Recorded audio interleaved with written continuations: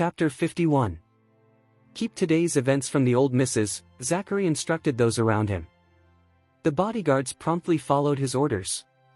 Despite being married, Zachary found himself at the center of Miss Stone's bold declarations of love. It was imperative that the old missus remained completely unaware of the situation. Elisa's audacious actions did not go unnoticed at York Corporation. Employees exchanged furtive glances at their boss as Zachary entered the building. With his signature serious expression and tightly pressed lips, Zachary strode forward confidently, flanked by his bodyguards. There was an undeniable aura of royalty about him, making him a heartthrob for many young women. Countless female employees felt their hearts race whenever they caught sight of the young CEO. However, none dared to openly express their feelings for Zachary, let alone attempt to pursue him. To the average person, the York family was utterly unattainable. Although the York men were known for their loyalty to their partners, winning one of their hearts was no easy task. Once inside his office, Zachary took out his phone and called Clive. It took a moment before the call was answered. "Well, this is a surprise.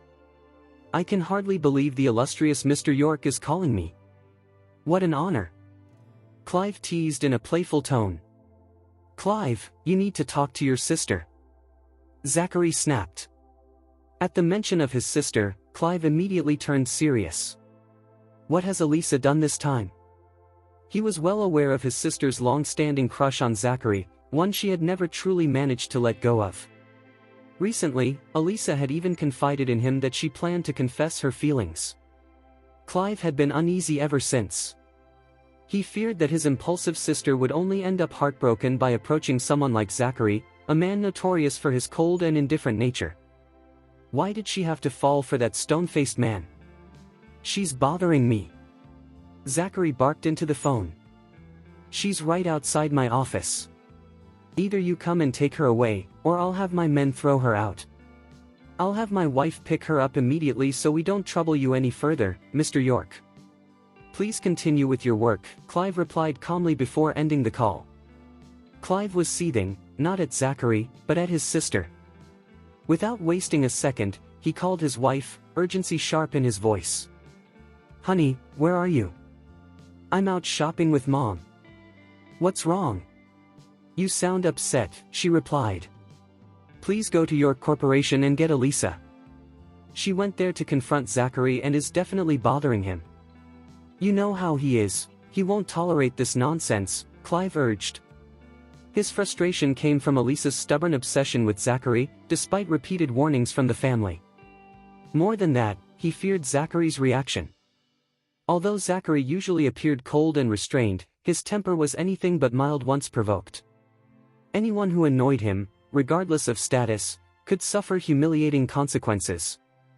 Zachary was a powerful figure in Wiltspun's business world, constantly under the media's watchful eye. Clive knew that if Zachary chose to retaliate, it wouldn't take much for public opinion to completely turn against Elisa. That was what worried him the most. If she truly offended Zachary, she might never be able to hold her head up in Wiltspun again. His wife tried to calm him down.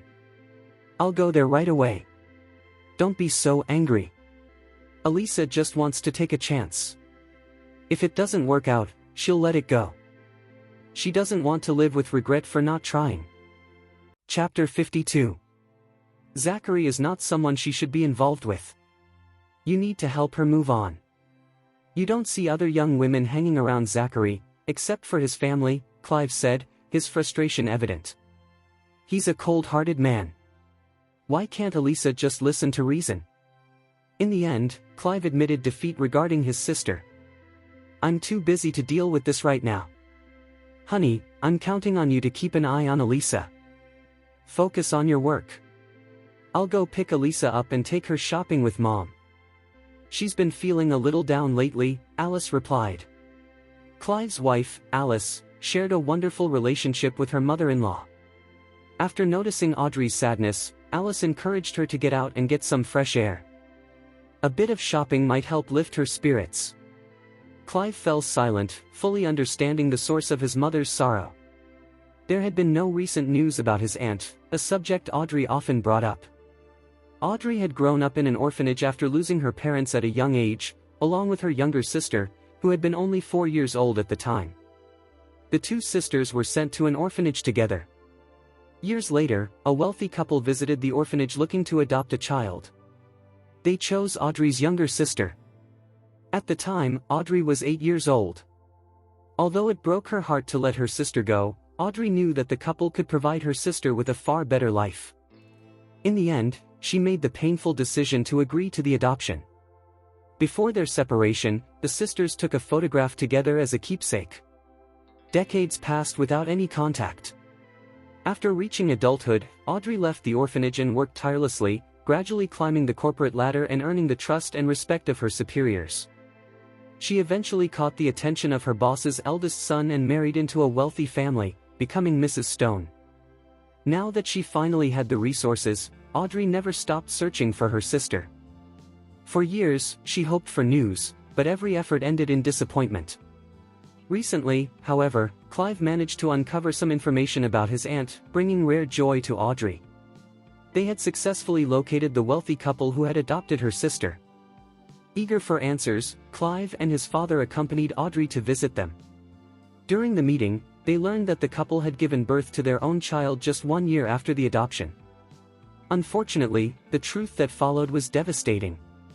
After having their biological child, the couple began treating Audrey's sister poorly.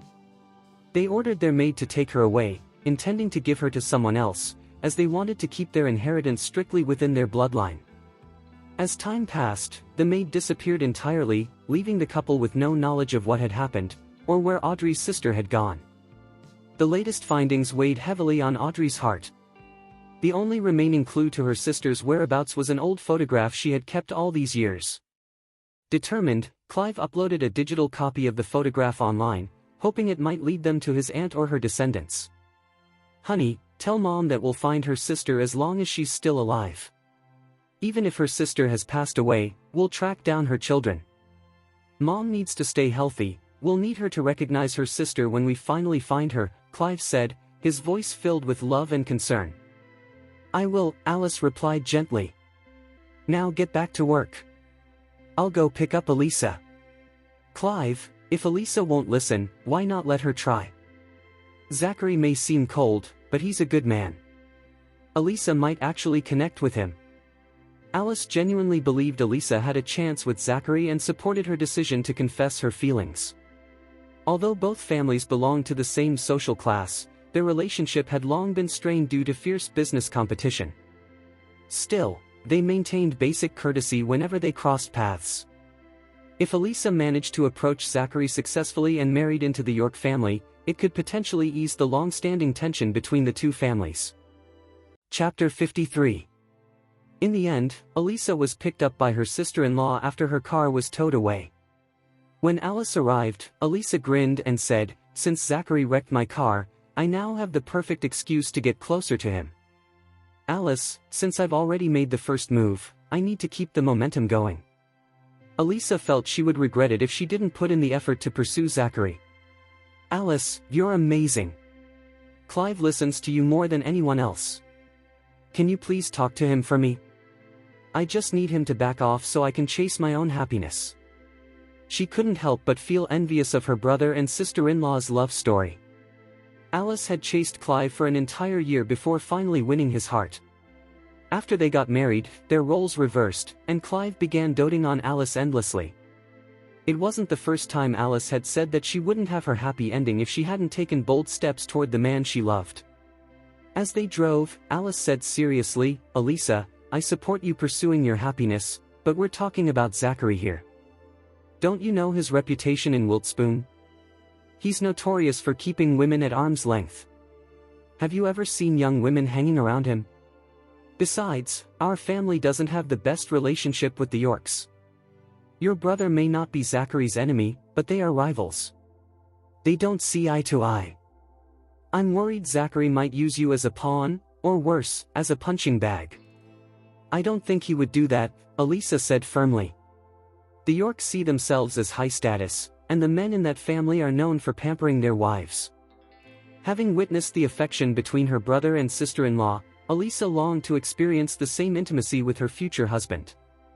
Among Wiltspoon's elite families, The York men were especially known for putting their wives above everything else. Regardless, Alice said, softening her tone, your brother is only trying to protect you. Let's talk about this another time, Elisa. Mom is. Before she could finish, a voice interrupted. And help you, Sean offered. He had parked his car nearby and stepped out, concern written all over his face. Elisa, meanwhile, had been waiting for them at the Hermes store. Let's take a break and spend some time with Mom, she suggested, trying to lighten the atmosphere. Mom's been feeling down because of what's going on with her sister, Serenity said worriedly. Elisa pursed her lips. Mom and her sister have been separated for years. Who knows how many times her sister was passed through the adoption system? She might have even lost the photograph. This feels like searching for a needle in a haystack. Even so, we still have to try, Serenity insisted. Elisa fell silent for a moment. She understood how important this was to their mother. As her children, they felt obligated to support Audrey, even if the task felt overwhelming. After a long day at the shop, Serenity was exhausted. She closed up at 11 that night and rode her e-bike home. Wiltspoon was still buzzing with life, food trucks lined the streets, and the air was thick with the smell of late-night snacks. She weaved through the crowds, focused on getting home. As she rode, a group of young men shouted crude remarks at her, but she ignored them, refusing to let their words get under her skin. She stopped at a red light and waited patiently. When it turned green, she pressed the pedal and sped forward. Suddenly, the bike sputtered and came to a dead stop. Confused, Serenity checked the battery. It was still fully charged. What the hell, she muttered. She tried restarting the bike several times, but it refused to move. Just then, a familiar voice cut through her frustration. Is that you, Serenity? I thought I recognized your back. For a second, I thought my eyes were messing with me. A car pulled up beside her, the window rolling down to reveal Jasmine's cousin, Sean. Sean! Serenity exclaimed, relieved. My bike suddenly stopped working, but the battery's full. I have no idea what's wrong with it. Don't worry. Stay right here while I park, Sean said reassuringly. He pulled over, parked the car, and stepped out. After inspecting the bike, he said apologetically, I'm not very familiar with e-bikes, Serenity. I can't tell what the problem is. Would you like me to arrange for it to be towed to a repair shop? Chapter 54. With a reassuring smile, Sean said, I don't know what went wrong, but I'll get your bike fixed. I promise I'll return it to you in perfect working condition. As Jasmine's cousin and a longtime acquaintance, Serenity felt comfortable trusting him. Thank you, she said gratefully. Eager to help, Sean quickly dialed a number to arrange assistance. Serenity listened as he clearly described their location. All that remained was to wait for the tow truck. At that moment, inside a black luxury sedan stopped at a nearby traffic light, the driver noticed a familiar figure across the street. Judging by her silhouette, it looked like the Mrs. While waiting, he turned slightly toward the back seat. Zachary had his eyes closed, resting. Sir, the driver said cautiously, the woman waiting by the roadside over there looks like the Mrs. Zachary opened his eyes and followed the driver's gaze toward the couple standing near the curb. From a distance, the man beside her was hard to recognize, but the woman's figure was unmistakable. After living together for some time, Zachary had grown deeply familiar with Serenity's silhouette.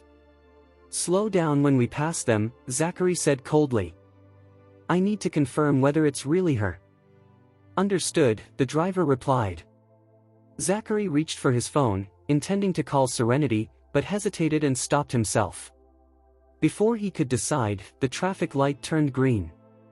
As the convoy of luxury sedans slowed while passing by, Zachary finally saw her clearly. It was Serenity. Just as the car moved forward, realization struck him like a slap. The man beside her was Sean. His rival. Zachary's eyes darkened. Were Serenity and Sean together, or had they simply crossed paths by coincidence? Despite the questions churning in his mind, Zachary chose not to call her. The convoy soon disappeared into traffic, leaving Sean watching the cars fade into the distance before turning back to Serenity. "Did you see those cars just now?" Sean asked. "One of them belongs to Mr. York." Serenity replied casually, "Which Mr. York are you talking about?" "The heir of the wealthiest York family," Sean said. "The CEO of York Corporation. He was at the dinner party, but you ladies were too busy eating to notice him."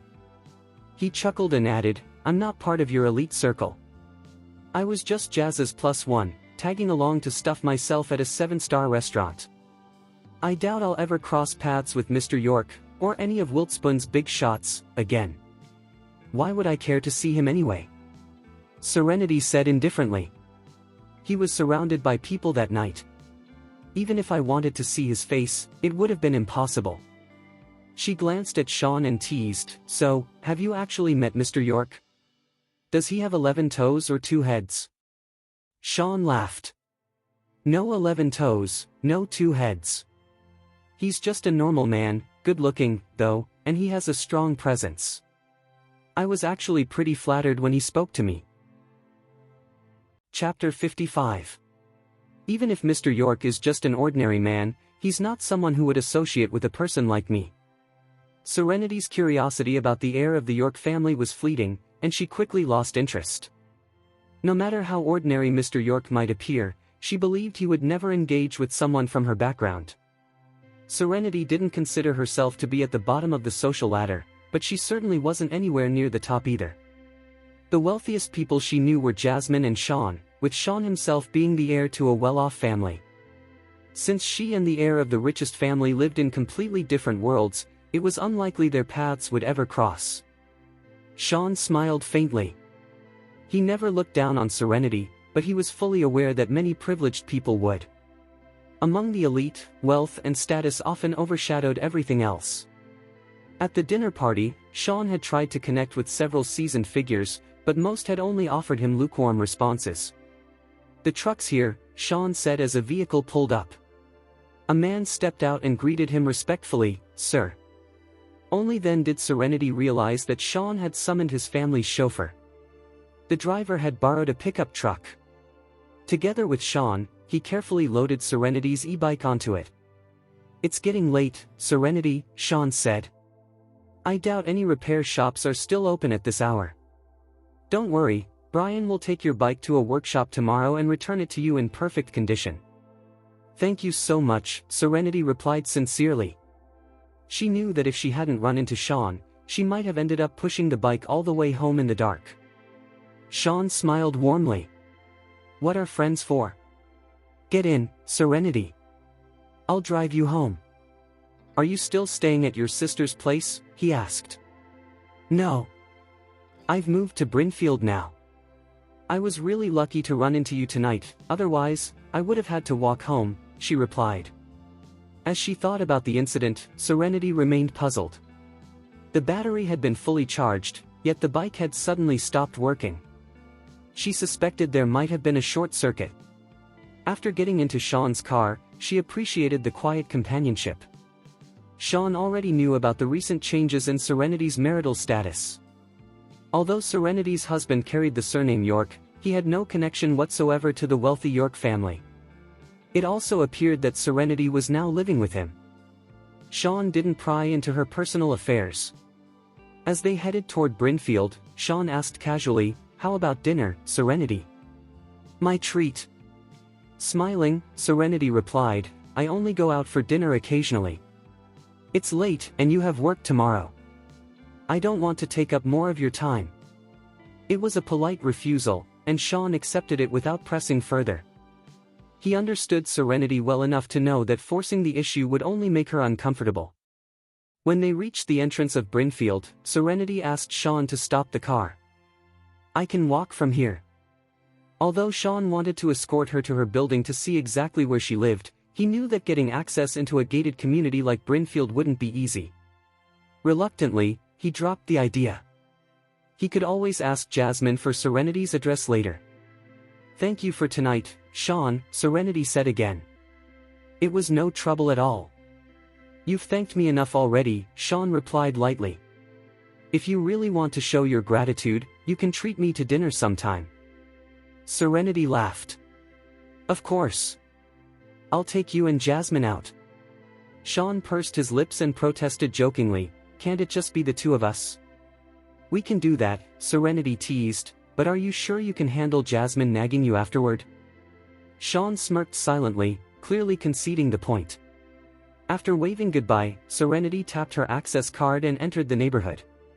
Sean waited until she disappeared from view before rolling up the window and driving away. Serenity walked to her unit and pulled out her keys. Just as she tried to open the door, she froze. It wouldn't budge. After a moment, she realized the door was locked from the inside. Did Zachary come home earlier and lock it after thinking she had already returned? Standing there, Serenity frowned, uncertain of what she should do next. Chapter 56. Should Serenity wake Zachary by calling him? Nana had warned her before, Zachary would lose his temper if anyone disturbed his sleep. Serenity glanced at the clock. It was already well past midnight. Knowing that Zachary usually returned home around this time, she decided to take the risk and dial his number. To her surprise, Zachary was wide awake. In fact, he had deliberately locked the door from the inside, though he couldn't clearly explain to himself why he had done it. A surge of jealousy churned in his chest as images of Serenity standing beside Sean flashed through his mind. The two of them looked far too compatible, like a perfect couple. Zachary sneered inwardly, convinced that the clever woman was already searching for her next sugar daddy after realizing she couldn't squeeze much out of him. And Nana, completely fooled. After all, Nana had only known Serenity for 3 months. How much could she really understand about her? Yet, blinded by gratitude, Nana trusted Serenity without reservation and kept pushing Zachary to marry her. When Zachary's phone began buzzing with Serenity's call, he ignored it. The ringing stopped, then started again. He ignored it a second time. After the third call, he finally answered. "Are you asleep, Mr. York?" Serenity asked cautiously. "What do you want?" Zachary snapped, irritation seeping into his voice. "You locked the door." "I can't get in," she said. There was a brief pause before his voice came through again, flat and faintly mocking. "I thought you were staying at a hotel tonight." The bitterness in his tone stunned Serenity. Why would she stay at a hotel? What had triggered his attitude? Had she unknowingly pissed him off? Suppressing her irritation, Serenity said calmly, "Can you please open the door, Mr. York?" Zachary said nothing. The silence stretched awkwardly. Finally, Serenity spoke again. "Mr. York, if you really want me to stay at a hotel, that's fine. I can use the debit card you gave me and stay at Wilt Spoon Hotel for the night." Zachary was momentarily speechless. "Wait," he said curtly before hanging up. Moments later, the door opened. Zachary stepped aside without looking at her and walked off immediately. Serenity entered and locked the door behind her. As he headed toward his bedroom, Serenity called out, "Wait, Mr. York." He stopped but didn't turn around. "What's with the sour, sarcastic attitude tonight?" Serenity demanded. "Did I offend you somehow? If something's bothering you, just say it. Don't drag your issues to bed and dump that shitty mood on me. If you plan on shutting me out every night, I can move out anytime. This is your house, you make the rules." She was clearly pissed off now. Zachary finally turned around. His dark eyes were cold and sharp, like a storm ready to break, making Serenity feel as if she might freeze under his stare. "How did you get home tonight?" he asked suddenly. "What?" Serenity was caught completely off guard. "Who gave you a ride home?" Zachary pressed. Serenity fell silent. How did he know? Sean had dropped her off at the community gate.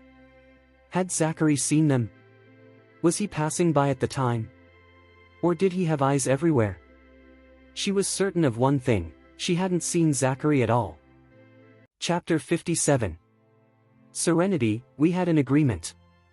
We're set to divorce in 6 months, so can't you hold off on seeing someone else until then? Zachary demanded. I don't understand why you're already looking for another man while we're still legally married. You're basically cheating on me right now. I may not have feelings for you, nor will I ever, but no man would tolerate being cheated on. Zachary's anger was obvious. He was furious that Serenity appeared so eager to move on. Sean, who clearly had feelings for Serenity, was his rival. This had little to do with love and everything to do with a man's pride and dignity. Serenity glanced around the room, as if searching for something. When she didn't find what she was looking for, she grabbed her purse, containing her phone and keys, and hurled it straight at Zachary. Thanks to her self-defense training, her aim was precise. Completely unprepared, Zachary was hit square in the face. The contents of the purse became improvised weapons, striking his lips hard enough to leave a painful bruise. He shot her a furious glare. Never in his life had anyone dared to disrespect him like this. Serenity walked over, picked up her purse, and met his glare head-on. "You asked for this," she snapped. "You condemned me based on some bullshit assumptions you made in your own head without even bothering to ask me anything. Have you always been this bossy and self-righteous?" Zachary touched his injured lips, his expression dark. "What are you staring at? Is this a challenge? As if I'd ever lose to you." Serenity lifted her purse threateningly. "Don't push it." Zachary cursed inwardly. Not again. How could she be so damn bold? Hitting him like that, this was practically domestic violence. "My bike broke down in the middle of the road," Serenity said coldly. "I just happened to run into Sean. He's my best friend's cousin, and I've known him far longer than I've known you. We practically grew up together. Do you seriously expect him to drive past me and pretend he didn't see me?" She continued without pause. "I was stranded. Sean helped me call a tow truck, arranged for my bike to be sent to a repair shop, and then drove me home. That's it."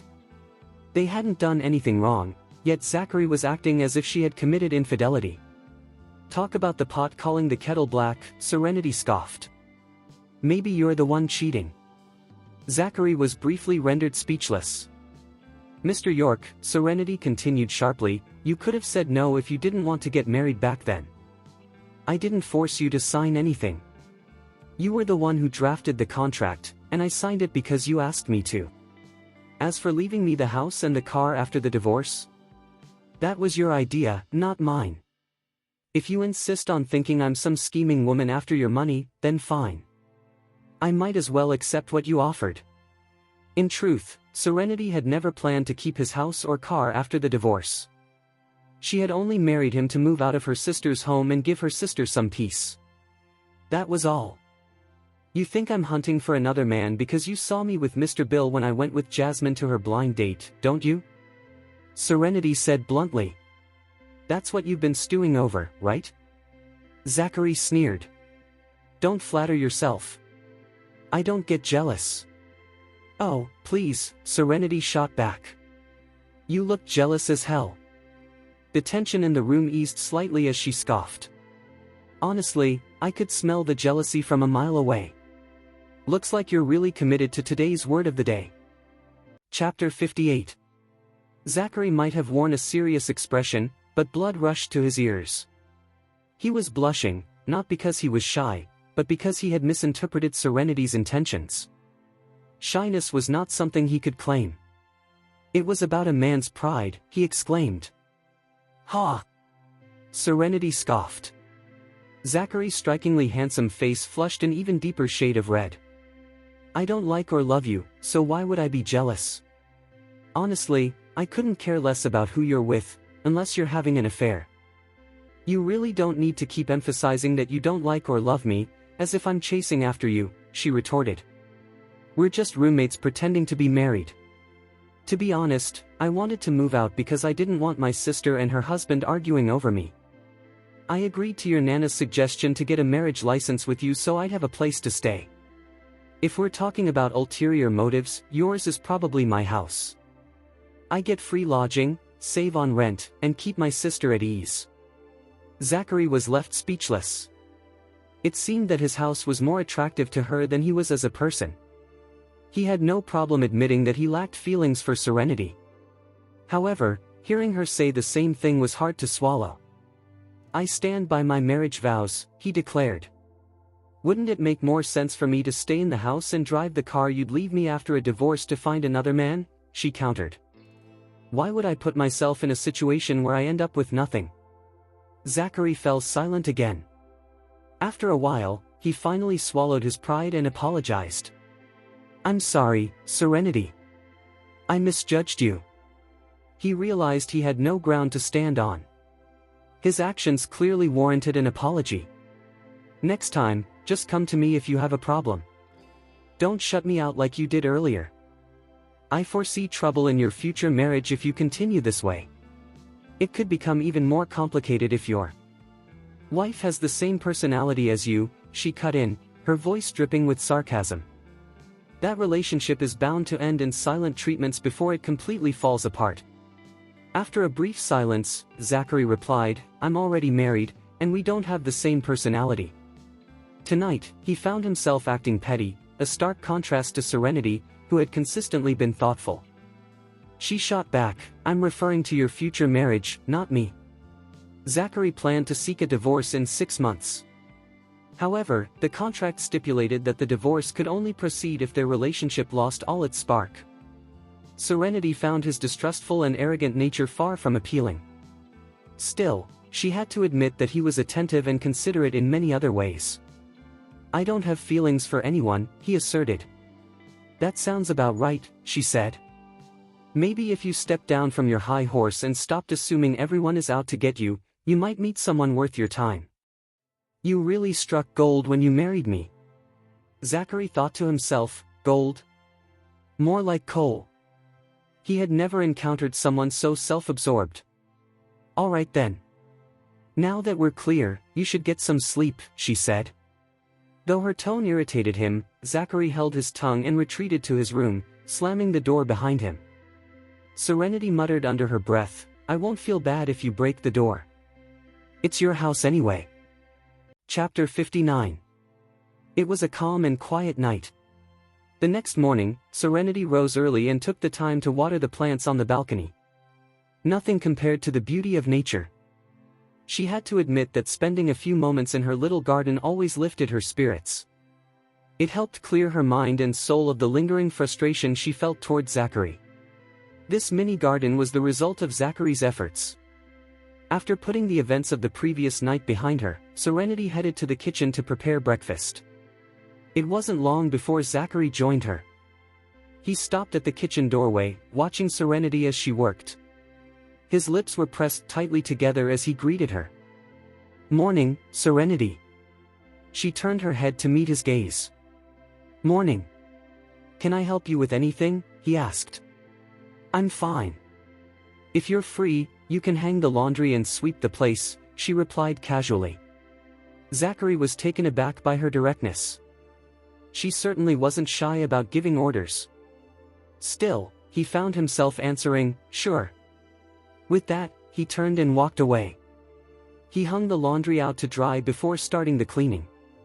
The house was already quite tidy, considering it was just the two of them living in such a spacious home and that they were often away for work.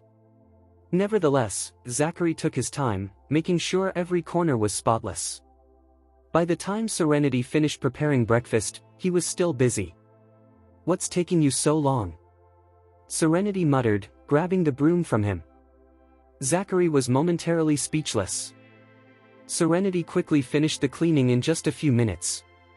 He opened his mouth, wanting to say something, but ultimately decided against it. Instead, he stole a few glances at her. After their misunderstanding the previous night, when she had been angry enough to hit him, he was relieved to see that she seemed to be in a better mood and had even made breakfast for him. This girl was definitely not someone to be trifled with. Zachary was beginning to understand just how fierce she could be. This was how Serenity set her boundaries. She preferred to address issues face to face, and when necessary, she would choose the right moment to be straightforward. There would be no baseless accusations or lingering resentment. She was a laid-back person. "Feel free to look at me directly," she said. "No need to act like a peeping Tom. I know I'm attractive." I could even win silver in a beauty contest, she added with a playful grin. Zachary chuckled. I thought you'd say you'd take home the crown. I should be modest, Serenity replied confidently. Even if I have the potential to be the champion, I shouldn't brag about it. Zachary fell silent. After washing her hands, Serenity gestured for him to join her for breakfast. She had made egg muffins and sausages, and they each ate a couple. The muffins, filled with red bell pepper, cherry tomatoes, and cheese, were her favorite. I'll give you a ride to the shop later, Zachary offered. Still focused on her meal, Serenity declined. I can just take a cab. It's not far from here, he said. Dropping you off at the shop and heading to the office won't take much time. I can easily adjust my working hours. As the head of your corporation, Zachary had the freedom to come and go as he pleased. No one would dare stop him. All right then, he added. Let's leave after breakfast. Traffic gets terrible during rush hour. Sure, Serenity replied. Regardless of the situation, she was still his wife. Zachary had both the time and the means to take her to work, and he had no intention of letting another man drive her around. Just then, Serenity's phone rang. She had a habit of leaving it on the dining table during meals. Sitting beside her, Zachary could clearly see the caller ID. Pretty boy Sean. Pretty boy, indeed. Chapter 60. Zachary found himself questioning Serenity's taste in men. While Sean was undeniably handsome, Zachary believed he was far more appealing than Sean could ever be. His thoughts drifted to how Serenity had saved Sean's contact information. The idea gnawed at him. Just then, he overheard Serenity answering Sean's call. Morning, Serenity, Sean greeted her. That's early. What's going on? She replied. Have you eaten breakfast yet? Sean asked eagerly. I can pick you up for work, and we can grab breakfast together. My treat, or you can treat me if you want. His tone was full of anticipation. After all, he had helped her the night before, and this felt like the perfect excuse to spend more time with her. That's okay, Serenity said. I'm almost done with breakfast.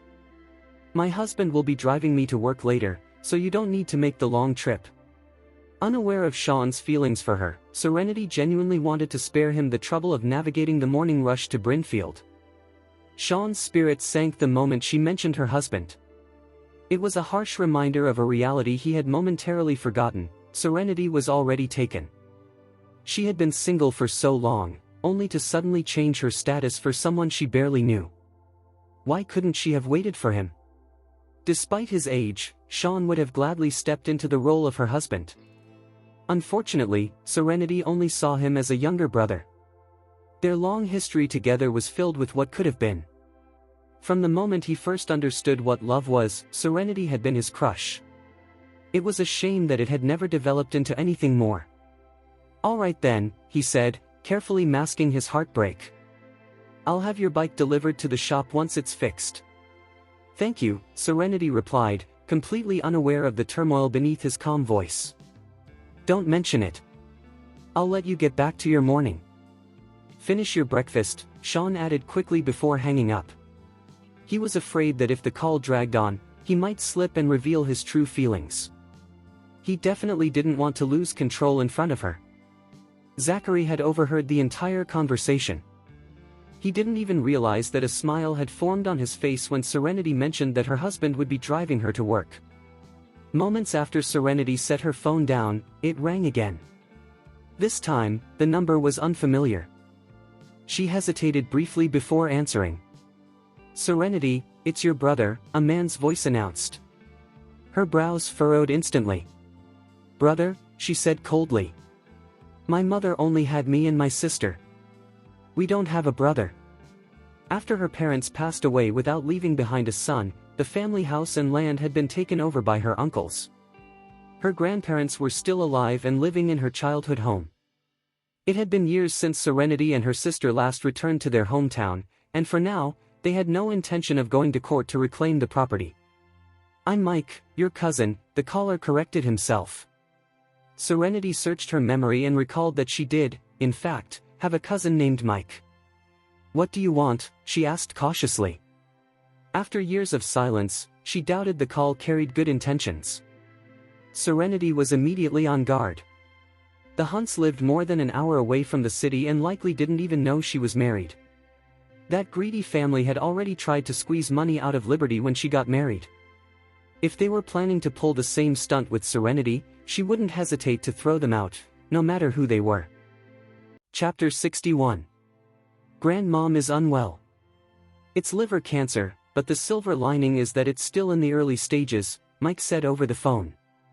The doctor has recommended treatment in the city. Since you and your sister are settled there and familiar with the place, you should book an appointment for Grandmom at the hospital. We'll be heading out shortly to take her there. That way, she can consult a specialist as soon as she arrives. I've heard a deposit is required for treatment, so make sure you handle that. Even though your parents are gone, Grandmom is still family. You and your sister have never contributed to Grandmom and Granddad's living expenses, so now that she's sick, it's your responsibility to cover her medical costs and make up for your lack of support. Serenity winced as her cousin continued laying out his demands. She had lost her parents at the age of 10. At the time, Serenity and Liberty received a life insurance payout of $1.2 million. It was understandable that their paternal grandparents wanted a share of that money, since they were their father's parents. However, because the sisters were minors, the grandparents ended up taking far more than they should have. Serenity clearly remembered that her grandparents had taken half of the insurance payout and distributed it among her uncles and aunts.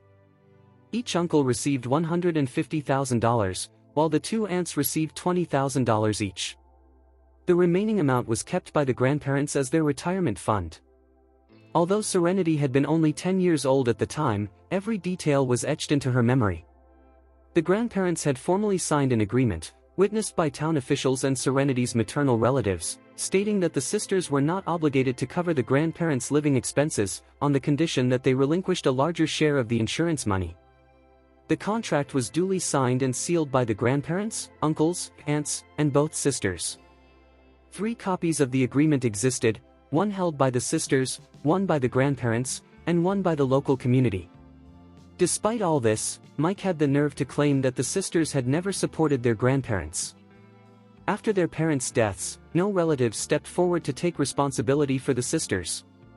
Worse still, after the paternal grandparents took half of the $1.2 million payout, the maternal grandparents demanded another $400,000.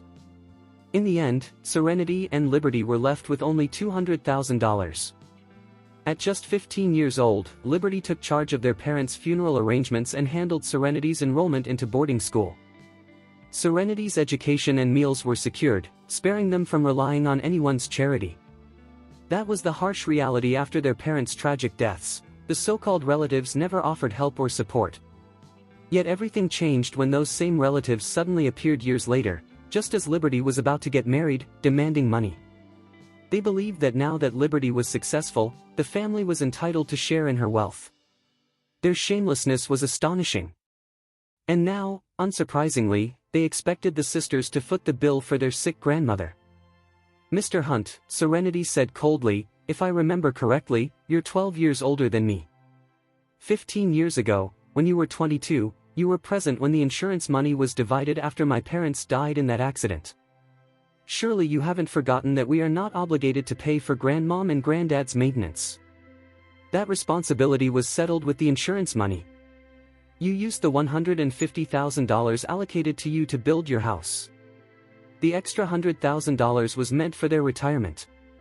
After benefiting from my parents' life insurance, you still have the audacity to accuse me of not contributing to the family and expect me to make amends?" Her voice sharpened. Back then, $150,000 was more than enough to build a house from scratch. "Oh, I almost forgot. Of course you'd remember that, given your complete lack of shame. I'm telling you right now, Mike, I couldn't care less." With that, Serenity ended the call. When Mike tried calling again, she immediately added his number to her blacklist. Zachary had overheard the entire conversation.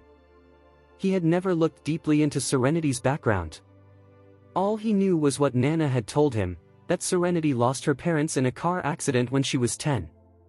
He now understood how the sisters had managed to survive and complete their education, and why Serenity shared such an unbreakable bond with Liberty. For over a decade, they had relied solely on each other. To Serenity, Liberty was her only family in the world. Zachary realized that he needed to learn more about Serenity's past. She had never mentioned her extended family, and he had never thought to ask. Chapter 62. After finishing breakfast, Zachary grabbed his keys to drive Serenity to work. As the couple descended the stairs, the group of bodyguards waiting downstairs quickly dispersed, blending in as casual passers-by. Noticing the luxurious cars parked outside, including a Rolls-Royce, Serenity remarked to Zachary, "I know we're in a nice neighborhood, but I didn't expect to see a Rolls-Royce here." She wondered why someone who could afford such an extravagant vehicle would choose to live in an apartment building instead of a grand mansion. Was it for the convenience of work or the children's school? Serenity often found the world of the wealthy difficult to comprehend. Zachary responded, "Absolutely. Appearances can be misleading. Many wealthy individuals prefer to keep a low profile." Serenity thought to herself, "A Rolls-Royce hardly screams low profile." Keeping his composure, Zachary took the wheel of his national MPV and drove Serenity to her workplace. Once he left, the bodyguards reconvened, exchanging knowing glances. They ultimately agreed to discreetly follow Mr. Zachary, waiting for him to drop off his wife before escorting him to the office. Little did Serenity know that her husband was the understated wealthy man behind the scene. Despite owning a Rolls-Royce, he had chosen to drive her to work in a $10,000 car. After arriving, Serenity called Liberty to inform her that Grandmom was unwell. Since the Hunts planned to have her treated at a city hospital, Serenity cautioned Liberty against covering the medical expenses. Although the sisters had been away from their hometown for years, they were aware that their relatives were doing well. Their cousins were thriving in their respective careers and businesses. With so many children and grandchildren, the grandparents were fortunate, so it wasn't the sisters' responsibility to provide care for an aging family member. Liberty was frustrated by the financial demands related to their absent grandmother's medical expenses. Being 5 years older than Serenity, she had a deeper understanding of their relatives and harbored a stronger resentment toward them. With a cold scoff, Liberty declared, "I don't have any money to spare. Even if I did, there's no way I'm contributing to that old hag's bills. Seren, don't answer their calls anymore. Just block them all." She added firmly, "These people are nothing but bloodsuckers. If you give in just once, we'll never be rid of them." Liberty had learned the lesson the hard way. "I'm already one step ahead of you." "I've blocked his number, Liberty," Serenity replied. "Good." Liberty felt a sense of relief. It was fortunate that the Hunts had no knowledge of where the sisters currently lived, as Liberty had moved after getting married. Moreover, she had firmly dismissed the Hunts when they shamelessly demanded money. Surely, they wouldn't dare to seek her out again. "Seren, why don't you invite Zachary over for dinner tonight?" Liberty suggested. Serenity glanced at Zachary and asked, "My sister has invited us for dinner. Are you free tonight? We should go, since she extended the invitation." "Just say yes," Zachary replied. He had been in the wrong after their argument the previous night, and now he was taking a more accommodating approach, willing to go along with whatever Serenity wanted to plan. Chapter 63. Serenity informed her sister that she and Zachary would be joining them for dinner that evening. Once Serenity hung up with Liberty, Zachary inquired, "How do you feel about your extended family?" Serenity responded candidly, "Not well." She continued, "My parents tragically died in a car accident when I was just 10. After that, neither side of the family stepped up to care for my sister and me. Yet, all of them were eager to claim a portion of the insurance payout. Since my uncles had no legitimate claim to the money, they pressured my grandparents to extract more from us. My dad was the youngest son, which meant he didn't receive much attention from the family. My grandparents consistently favored my uncles instead. They decided we didn't deserve family support in exchange for a larger slice of the insurance payout. In total, they took $600,000 and signed a contract giving up any care or responsibility for us. My grandparents even moved into the two-story house that my parents had built shortly before their passing. They argued that the house legally belonged to them now that my parents were gone. My grandparents went as far as to say we wouldn't need a house because we could simply find a man to rely on when we grew up. We were just kids at the time, and none of the adults supported us, so my grandparents occupied the house. During our school holidays, we would occasionally return for short visits, but we were met with judgmental glares, as if we were there to take it away from them. Liberty mentioned that our parents' names are on the title deed. When our grandparents pass away, we will file a lawsuit to reclaim the property. We refuse to let our uncles have it. Zachary offered, if you need any assistance for the court proceedings, just let me know. I have connections with many lawyers.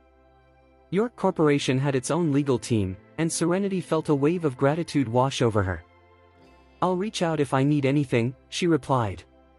It would likely be necessary in the future. A few years prior to her grandparents' passing, Serenity and Zachary were likely facing divorce by the time the legal disputes unfolded. Did your mom's family support you at all? It was common for maternal grandparents to have a softer spot for their grandchildren. With a hint of bitterness, Serenity replied, my mom had a tough life. She went through the system several times before being adopted. Since she wasn't my grandparents' biological child, they felt obligated to raise her without showering her with love. After her mother passed away, her grandparents seemed to believe they gained nothing from raising her. So, they withdrew $400,000 from the insurance payout, leaving Liberty and me with only $200,000. Nobody looked out for us. No one championed our cause. Everyone was just looking out for their own interests. If it weren't for the village officials, Liberty and I might have ended up with nothing. Serenity's gaze drifted away as she reminisced, sadness washing over her. Tears began to roll down her cheeks. The passage of time had not been gentle. Even after 15 years, she struggled to move past these memories. Blood ties can often complicate emotions. Her maternal side of the family was distant, as her mother was adopted, but on her father's side, the Hunts were her true relatives. Unfortunately, they showed no compassion toward the sisters. It took Serenity a while to regain her composure. She spoke softly, now my grandmom is ill. She's in the early stages of liver cancer and wants to receive treatment at a hospital here in the city. My cousin even had the audacity to call me and ask if I could organize everything. He also told me to cover the medical expenses. Cancer treatment is notoriously expensive. Even if I had the funds, I refused to squander them on her. After everything they've done to Liberty and me, they expect me to pay. The most I can offer her is $1,000 for food. She was firm in her stance. They would receive no more from her. Zachary responded calmly, you really don't need to hand over a single penny if you don't feel like it. They won't appreciate your generosity. He continued, instead, they might label you as stingy and ungrateful. Honestly, you won't feel at ease giving them anything more. It's all for nothing, as you can't come out on top in this situation. Just forget about them. They treated you poorly years back, so don't allow them to act like they're in the right. It was clear that Zachary had to be resilient to lead York Corporation effectively. Chapter 64. Zachary firmly believed that Serenity should not have to spend a single cent. Whether she chose to pay or not was entirely her decision. Serenity would likely be branded ungrateful regardless of her actions, so she might as well spare herself the heartache and refrain from paying the family altogether. The sisters had been minors when they lost their parents. Yet, their relatives had the audacity to abandon them, not only by taking a sizable portion of the insurance payout but also by occupying the sisters' family home. Thankfully, Liberty had the wisdom to rise above those challenging years. Realizing that Zachary made a valid point, Serenity contemplated his words and replied, you're correct, Mr. York. I'll heed your advice and give them nothing. I couldn't care less about their opinions of me. These individuals lacked any shame for their past actions, so why should she feel guilty now? Anyone who dared to confront her about her grandmother's age or insisted that she owed them because they were family would face Serenity's fury. Those people needed to walk a mile in her shoes before they were entitled to pass judgment. Serenity would only accept criticism from those who could genuinely forgive, forget, and respond to hurt with kindness, given all she had endured. After all, one should never judge another until they have experienced life from their perspective. Serenity had little tolerance for those who claimed to hold the moral high ground. Soon enough, Zachary dropped her off at the entrance of Wiltspoon School. Since the students were in class at that hour, the area around the school was notably quiet. Behind the cash register, Jasmine was distractedly scrolling through her phone. Upon seeing Zachary drop Serenity off, Jasmine immediately stood up. "Mr. York," Jasmine greeted him. Without exiting the vehicle, Zachary rolled down his window and glanced into the shop. He acknowledged Jasmine with a nod and a faint smile. "You should get back to work. Text me when you arrive at the office." "Sure," Jasmine replied, and Zachary nodded at the girls before rolling up his window, shifting the car into reverse, maneuvering his way out, and driving off. "Where's your bike?" Jasmine inquired with a hint of teasing. "Is your husband going to handle all the pickups and drop-offs from now on? Looks like you two are getting along quite well." "Yeah, we are," Serenity replied. The couple had been getting along fine as long as Zachary respected her boundaries and Serenity didn't take matters into her own hands. "For some reason, my bike broke down right in the middle of the road," Serenity explained. "I was fortunate to run into your cousin. Sean had my bike towed to the repair shop, and he even drove me home. I think we should invite him out for dinner as a thank you. You can join us too." "What are friends for?" Jasmine smiled. "Still, he really helped me out. The least I can do is treat him to dinner." "I just don't like feeling like I owe favors," Serenity admitted. Jasmine was tempted to respond, but considering Serenity's marriage, it made sense why she'd want to avoid feeling indebted, especially to men. "All right, you set up the date, and I'll definitely be there. I'm always happy to join in on something that doesn't cost me a dime." Chapter 65. Zachary firmly believed that Serenity should not spend even a single cent. Whether she chose to open her wallet or not, it was entirely her decision. Serenity would undoubtedly be labeled ungrateful, so she might as well spare herself the heartache and refuse to pay her family anything at all. The sisters had been minors when they tragically lost their parents. In a cruel twist, their relatives not only claimed a significant portion of the insurance payout but also took over the sisters' family home, abandoning them in their time of need. Fortunately, Liberty had the wisdom to navigate those tough years and come out stronger. Acknowledging Zachary's perspective, Serenity pondered for a moment before responding, "You're absolutely right, Mr. York. I'll heed your advice and give them nothing. Their opinions of me mean nothing." Those relatives had shown no shame for their past actions, so why should she feel guilty now? Anyone who dared to criticize her because of her grandmother's age or their supposed family ties would soon feel the full force of Serenity's anger. Before anyone could judge her, they should try walking a mile in her shoes.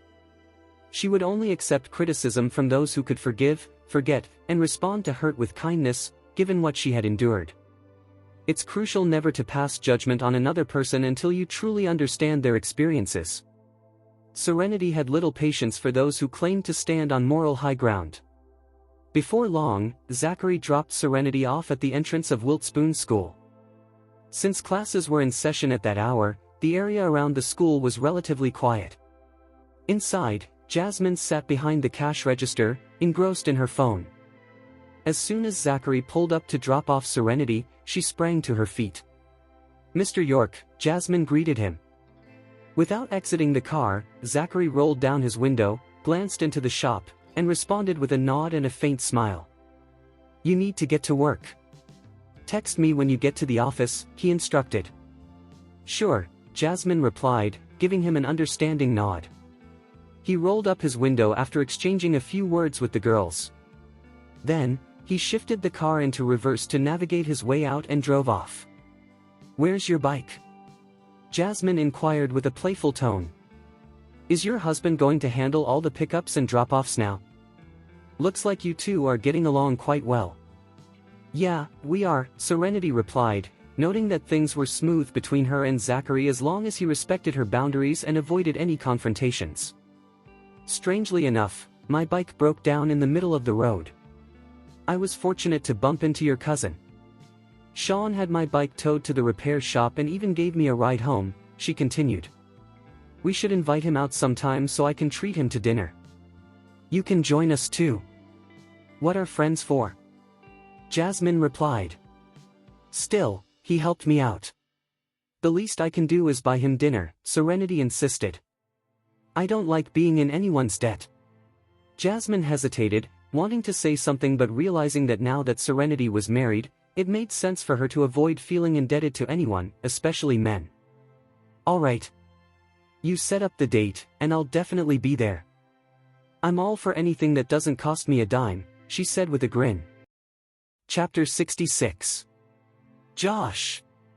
Zachary exclaimed, clearly annoyed. It was true when he claimed everything was for his pride. Serenity was his wife, and the thought of her being harassed was simply unacceptable. He would never allow such a thing to happen. All right, fine. I'll let you have your way. It's all about your pride and dignity, huh? I'll look into the situation. Your wife is Serenity Hunt, correct? You could have just asked Duncan for assistance. As your administrative executive, I have a lot on my plate with the business side of things. Honestly, I barely have time for a sip of water. With that, Zachary stood up to pour himself a glass. Here, drink up. I don't want to hear you saying you don't even have time to hydrate. Well, that took you long enough, Josh remarked. I thought you weren't thirsty. If you were, you would have poured yourself a drink by now. When have you ever asked for permission? Are we friends or what? Josh chuckled. Duncan just doesn't know how to keep things under wraps. That's true. He can be quite the chatterbox, Josh shuddered slightly. And don't forget to gather detailed information about all her family members.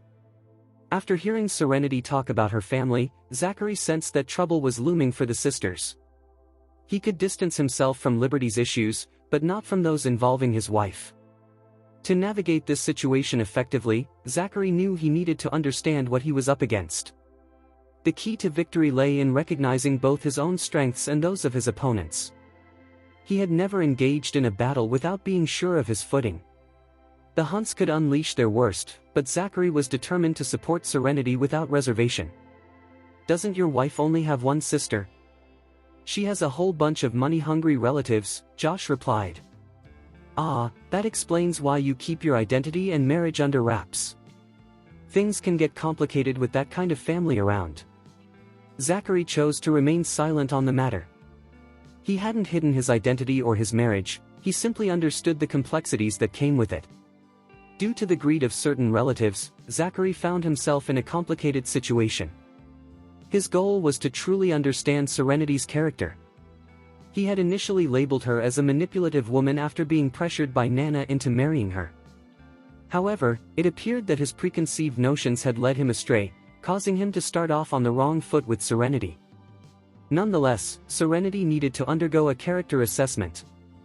Zachary planned to be honest about everything and would back out of their agreement if he ultimately decided that Serenity was someone he could envision spending his life with. The hope was that they would eventually become a genuine couple and grow old together. Is there anything else? Josh asked, taking 2 sips of his water. That's all. Get back to work, Zachary replied. As Josh set down his glass and prepared to leave, Zachary posed a question. Josh, how do you apologize when you realize you were wrong about a woman? What's your mouth for? It's to say sorry. Do you need me to teach you that? Josh responded, leaving Zachary momentarily speechless. Oh, I see. Are you asking me what would be an appropriate apology gift? Girls love flowers, jewelry, perfume, and skincare products. If you give her any of these, she'll definitely get the message. Chapter 67. To be honest, nothing good ever really came from Zachary's mouth. His actions often spoke louder than his words. What's going on? Were you mistaken about your wife? What did you do to need an apology gift? Josh was in a gossiping mood. Maybe Zachary ought to express his remorse through his actions instead. None of your concern. Get back to your tasks. You're scheduled to meet with Mr. Williams about the partnership tonight. "I'll be occupied," Zachary replied curtly. He had plans for dinner with his wife at his sister-in-law's place. "Busy with what? Where are you headed?" Josh pressed. "You ought to know that a married man shouldn't spend all his time working, otherwise, it gives his wife a reason to stray," Zachary said. Josh was at a loss for words, completely taken aback.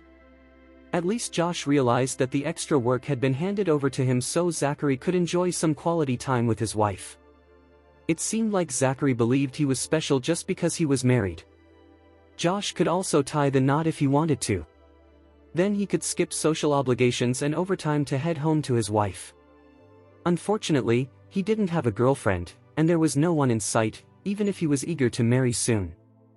Feeling defeated after the encounter, Josh turned away. Under the same blue sky, various people were engaged in different activities across different locations. Meanwhile, Liberty had asked Serenity to join them for dinner that evening. She was busy feeding Sunny and pushing him in a stroller on her way to buy groceries. Just as she stepped outside, her husband's call came through. "What's up, honey?" she answered. "Have you picked up the groceries?" Hank inquired over the phone. "Not yet. I'm just heading out."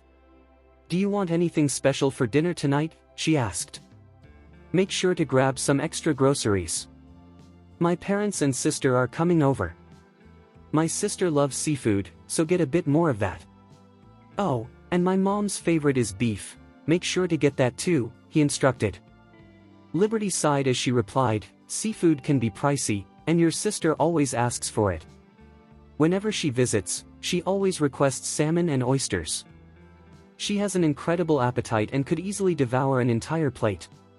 Meanwhile, the price of beef has skyrocketed, reaching $60 a pound, which is simply too much for me to afford, especially for Sunny. Hosting my in-laws is not something I look forward to. They expect the finest meals and frequently criticize my efforts in front of Hank. This often leads to heated arguments between Liberty and Hank, followed by days of silence after their visits. Liberty's sister-in-law is particularly troublesome. She has a knack for meddling and stirring up conflict between the couple. "Just do as you're told. What's with the attitude?" she chides. "Last time, you splurged over $1,000 on clothes. You owe me for that, so don't even think about using the household account for groceries today." Liberty felt her heart drop, overwhelmed with anger. She believed Hank was only insisting on splitting expenses to force Serenity out. It never crossed her mind that Hank was serious about his request. "Hank, even though I'm not working, I'm at home taking care of your son and managing everything so you can focus on your career. You wouldn't be the man you are today without my support," she asserted. "Are you really going to go Dutch with me while I'm unable to work? Are you trying to drive me crazy or push me back into a job? Fine, let your parents take care of their grandchild, and I'll start job hunting tomorrow," she retorted. "You gave birth to him. Why should my parents look after our child? As parents, it's our duty to take care of him. My parents worked hard to raise me and my sister, and now it's their time to relax and enjoy life. Let's not take that away from them. It's not as if you can't afford it. You could even cover the costs of damages to an expensive car. Don't pretend you're broke. You could always ask Serenity for help. You can return to work and pay her back later." When Sunny begins school, Hank said with a firm tone. He was adamant about sharing the financial responsibilities. Hank felt he had a tougher situation since Liberty seemed to do nothing at home. To him, it appeared that she was merely taking care of their child while he was burdened with paying for living costs and loans. On the other hand, Liberty had little interest in money. Chapter 68. Hank's mother expressed that Liberty's education had gone to waste, as she was unable to contribute financially at home. Hank believed that a woman who could effectively manage the household while earning an income was more suitable for him. What troubled him the most was Liberty's neglect of her appearance. She had allowed herself to become unkempt and overweight, losing the beauty and grace she once possessed. Liberty was no longer the woman she had been before their marriage. Hank couldn't even imagine taking Liberty to social events, fearing that his colleagues and clients would ridicule him. He often compared her unfavorably to Jessica, which only served to raise Liberty's blood pressure. After hanging up the phone, Liberty refrained from mentioning that she had invited Serenity and her husband over for dinner that night. The combination of her in-laws and the newlyweds under one roof was bound to spark a significant conflict once the in-laws departed. Still, Liberty wondered why she should prevent her sister and brother-in-law from visiting when her in-laws could come over at any time. She had a voice in the family too, after all. Even though Hank covered the house deposit and mortgage, Liberty had contributed to the renovation and furnishing. All her savings had gone into their home, and with that thought, she felt a surge of confidence. She decided to buy extra groceries since Serenity and her husband would be joining them for dinner. It was fortunate that Serenity enjoyed seafood. If Hank wanted to go Dutch, Liberty would keep track of how much the in-laws spent in their home as well. Once the in-laws left, it was time for Liberty to settle the accounts with Hank. Sharing expenses meant that Liberty couldn't manage the household alone. From that moment on, she resolved not to involve herself in Hank's affairs. He could take care of his own clothes, socks, and meals, and she was done waiting on him hand and foot. Hank had become such a demanding husband. Hank, with his charming demeanor, had convinced Liberty to leave her job shortly after they got married, assuring her that he could provide for them. As a result, she became the lovely bride managing their home. However, when Liberty became pregnant early in their marriage, she faced the difficult choice of resigning from her position. After giving birth to their son, Sonny, she found it hard to maintain her figure. In the early stages of motherhood, Liberty's focus shifted to breastfeeding, which led to her gaining weight. Unfortunately, this change in her appearance drew criticism from Hank. One day, as Liberty gazed lovingly at her son in the stroller, Sonny called out, "Mama." She gently hummed and stroked his head, replying, "You're a good boy, Sonny." "Mama." "Aunt Saren," he added. "Are you thinking about your Aunt Saren? I invited her for dinner tonight." "You'll see her later," Liberty responded, noticing the joy spread across Sonny's young face. He had a close bond with both his mother and aunt, which brought some warmth to Liberty's heart, allowing her to set aside her frustrations. With her in-laws unhelpful and Sonny still quite young, Liberty found herself waiting another year before she could return to work. She firmly decided against her in-laws' persistent prompts to have another child, feeling overwhelmed with just one. The idea of adding another baby would mean giving up any hope of regaining her career. Without a job and income, Liberty felt she had little influence within the family. Hank often stated that his parents were too busy enjoying their lives to care for Sonny, but Liberty was well aware that her in-laws were actively involved in taking care of her sister-in-law's children, shuttling them to and from school. It was evident that Liberty's parents-in-law preferred their daughter's kids over their sons. Ultimately, they treated Liberty as an outsider. Their favoritism was apparent in how they prioritized their daughter's family over her own, making it clear where their loyalties lay. Chapter 69. Zachary drove without answering immediately, focusing on the road ahead. The tension in the air was palpable as Serenity tried to decipher his intentions.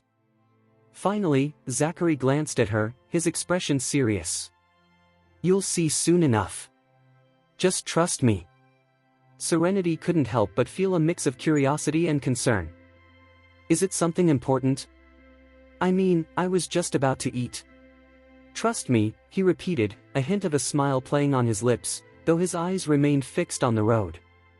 As they drove, Serenity's mind raced with possibilities. What could be so urgent that they had to leave right away? She glanced at the takeout in her lap, feeling a pang of regret for not having had the chance to enjoy her meal. Zachary's focus remained unwavering as they navigated through the streets, each turn adding to Serenity's anxiety. After what felt like an eternity, he finally pulled up outside a quaint little cafe she had never noticed before. "Here we are," he announced, turning off the engine. Serenity looked around, puzzled. "A cafe? You brought me here for coffee?" Zachary chuckled softly. "Not just for coffee. Come on, let's go inside." Reluctantly, Serenity stepped out of the car, her curiosity piqued once again. As they walked toward the entrance, she couldn't shake the feeling that this was more than just a casual outing. Inside, the cafe was cozy, filled with the warm aroma of fresh pastries and brewed coffee. Serenity's initial irritation at being pulled away from her meal began to fade as she took in the inviting atmosphere. Zachary led her to a table near the window, where the sunlight streamed in, casting a warm glow. "I thought we could use a break," he said as they settled down. Serenity smiled, her heart softening. "This is nice. Thank you for thinking of me." He shrugged, a hint of bashfulness creeping into his demeanor. "I just wanted to spend some time with you. And I figured you could use a proper lunch." She laughed lightly, feeling a newfound appreciation for his gesture. "Okay, you win. This beats takeout any day." As they browsed the menu, Serenity realized that sometimes a little spontaneity was exactly what she needed. "Let's order something to share," Zachary suggested, his eyes sparkling with enthusiasm. "Sounds perfect," she replied, grateful for this unexpected detour in their day. Serenity decided to withhold certain information. Since she couldn't get anything out of Zachary, she shifted her focus to her lunch. By the time she had finished eating, Zachary had parked the car elsewhere. As she stepped out of the vehicle, Serenity realized he had brought her to a car dealership. "Buy a car?" "My bike is fixed," she remarked. "Sean arranged for my bike to be delivered to the shop. One of the wires short-circuited."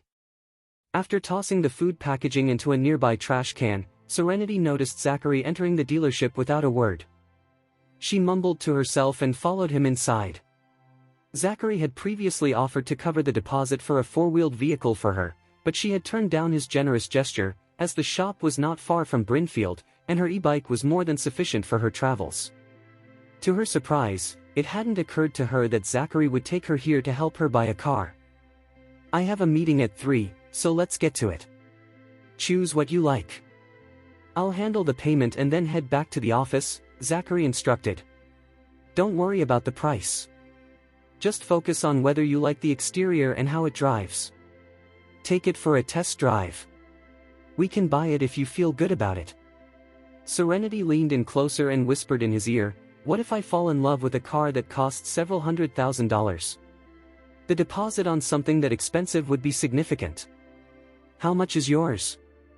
I might want the same brand." Zachary's national MPV was priced around $100,000. Although his dark eyes sparkled with excitement, his voice remained steady. "Just go for a sedan. Do you prefer black or white?" "Black. White shows dirt too easily," she replied. "All right," Zachary agreed, revealing that he also favored black vehicles. They clearly had similar tastes. With the brand decided, choosing a model became much simpler. Serenity took a few sedans for a test drive but ultimately chose an SUV. After a quick spin, Zachary was satisfied with the vehicle as well. He headed straight to the payment desk, and she thought to herself that it might be days before. The car was all set for collection following the initial payment. To Serenity's astonishment, Zachary had covered the entire cost, allowing her to drive the car straight out of the dealership on the spot. Chapter 70, Corrected. "Didn't you say you were only going to help me with the deposit?" Serenity asked Zachary quietly. "I could afford the car you chose, so I paid for it in full." "Oh." Serenity whispered, "I'll send you half the money later." Zachary looked at her. "It's fine." Serenity blinked in surprise. Did that mean he was gifting her the car? While it was true that he could buy the car, it cost over $100,000. Even though they were married, they hardly knew each other after such a short time. Plus, they had signed an agreement to part ways in 6 months. To Serenity, Zachary's unexpected purchase of such an expensive car raised a red flag. Nothing came for free in this world. She pulled him aside, away from prying eyes. "Mr. York, can you explain why you're giving me a car? I won't feel comfortable driving it unless you clarify. I don't want to owe you anything. Returning favors could be quite challenging." Zachary locked eyes with her. After what felt like an eternity, he finally looked away. Serenity noticed a faint blush on his face. Serenity was left speechless. "Last night, I misjudged you." Everything suddenly made sense. "So, you think you've wronged me, and the car is your way of apologizing?" Zachary met her gaze. It was a relief to her that she understood his intentions quickly. We resolved the misunderstanding last night and you apologized. Although I was quite upset then, I've moved on. There's really no need for you to buy a car to make amends. It's convenient to have a car, he said casually. Serenity fully recognized the practicality of having a vehicle. I'm not accepting the car unless you allow me to reimburse you. Besides, you're going to transfer the ownership of your car to me when we get divorced in 6 months, she stated matter-of-factly. By then, I'll have my own car. Zachary struggled to find the right words in response. He hastily drafted an agreement and had her sign it, but the mention of divorce lingered uncomfortably in his mind. His demeanor shifted quickly, going from calm to icy. Do you have the money for the car now? If not, I can make the payment, and you can send me the money later. Serenity replied, I don't have it right now. I will wire you the money when I get home. Without further discussion, Zachary turned on his heel and left Serenity behind, heading back to the dealership. After completing the purchase, he got into his new car, not bothering to wait for Serenity. I'm going back to the office, he announced before driving away. Watching his car disappear, Serenity whispered to herself, is he upset with me? Is it because I suggested we keep our finances separate? He's the one who mentioned the divorce, so it makes sense for us to handle our money independently. I don't want to be responsible for any expenses during this process, that would just complicate things. Even though there were no lingering feelings between Serenity and Zachary, the impending divorce was still a somber affair. She worried it would put her in a bad mood if Zachary started asking for repayments. Protecting herself was a priority, and although Zachary was displeased, Serenity stood her ground. Meanwhile, Jasmine couldn't help but be curious. When Serenity arrived at the shop with her new car, Jasmine asked, did you actually go and buy a car? I thought you were going to a hotel. Hee hee. Serenity rolled her eyes in response. You've been reading too many chick-lit novels. I didn't expect him to take me to a dealership. Check out my new ride, Jasmine. This was a significant moment for her, it was her very first car. Chapter 71. Jasmine showcased her support by circling around Serenity's new car, exclaiming, not bad. How much did this set you back? Around $100,000, Serenity replied. Did you pay for it outright or are you financing it? My man took care of the full payment. Jasmine's face lit up as she patted her best friend on the shoulder. Wow, Serenity. It didn't take long for you to snag that guy and get him to buy you a car. I always knew you had it in you, even if you didn't know each other before getting married. Mr. York must be blind if he didn't fall for your charms. In Jasmine's eyes, Serenity was simply the best. Once inside the shop, Serenity poured herself a glass of water and downed half of it before continuing, you're out of your mind. Zachary found out that Sean drove me home last night. We almost had a fight because he thought I was cheating on him. So, after I cleared things up, he felt guilty and gifted me this car as an apology. Jasmine was left speechless, realizing that her romantic notions about Serenity's life were far from the truth. Honestly, Jasmine, I need to be upfront about Zachary and me since we're close. I didn't even tell my sister. The truth is, Zachary handed me a contract to sign after our families met on Saturday. The contract was heavily in his favor. He seemed to think I was only after his money. It stated that if we didn't develop feelings for each other in the next 6 months, we would have an amicable separation. He'd transfer ownership of the house and car to me as part of the divorce settlement. I guess that's the price I pay for losing my youth. He's quite generous about it, though. The house is fully paid off and classified as prenuptial property. I simply moved in with my. I didn't want to take anything that didn't belong to me, but since he had included that term in the contract, I decided to go along with it and signed. However, I have no intention of accepting anything that he claims as his. When the divorce happens, I plan to move out just as I moved in. I told him I'd reimburse him when we were getting the car, I mentioned. He didn't seem too thrilled about it and just walked away. Well, he can be unhappy all he wants, I need to be clear on this before things get messy during the divorce. Jasmine, sensing the tension, said nothing in response. After a while, Jasmine playfully poked her best friend Serenity on the forehead and asked, "What are you thinking about, Serenity? Mr. York mentioned that you'll get divorced if you two don't fall in love within the time frame. Why not give it a shot? Mr. York tends to keep to himself, so I bet you haven't learned much about him. Men like that are often softies. I believe you could have a happy ending if you manage to capture his heart. Do you think divorces are fun? Did you discuss the divorce with Mr. York just now?" Jasmine pressed. Serenity remained quiet, and Jasmine, knowing her well, understood that silence was her answer. Caught between laughter and tears, Jasmine remarked, "Well, don't blame Mr. York for leaving you. Even though he bought you a car as an apology, it's clear that his attitude towards you has improved. Otherwise, he could have easily brushed it off with a simple sorry or a bouquet of flowers. Why go through the trouble of buying a car?" Serenity paused before responding, "I don't want to owe him anything, even though we're married. It's not like we have feelings for each other. But I have to admit, he's better than my brother-in-law. At the very least, I was relieved that my living expenses were covered, and I didn't have to split the costs. I can afford to get my own car," I said with confidence. "I plan to wire him the money later, otherwise, I won't feel right about taking the car." The thought of the vehicle was unsettling, like a ticking time bomb that could explode in my face at any moment. Jasmine pondered my words for a moment. "That sounds good," she replied. "You're an independent woman.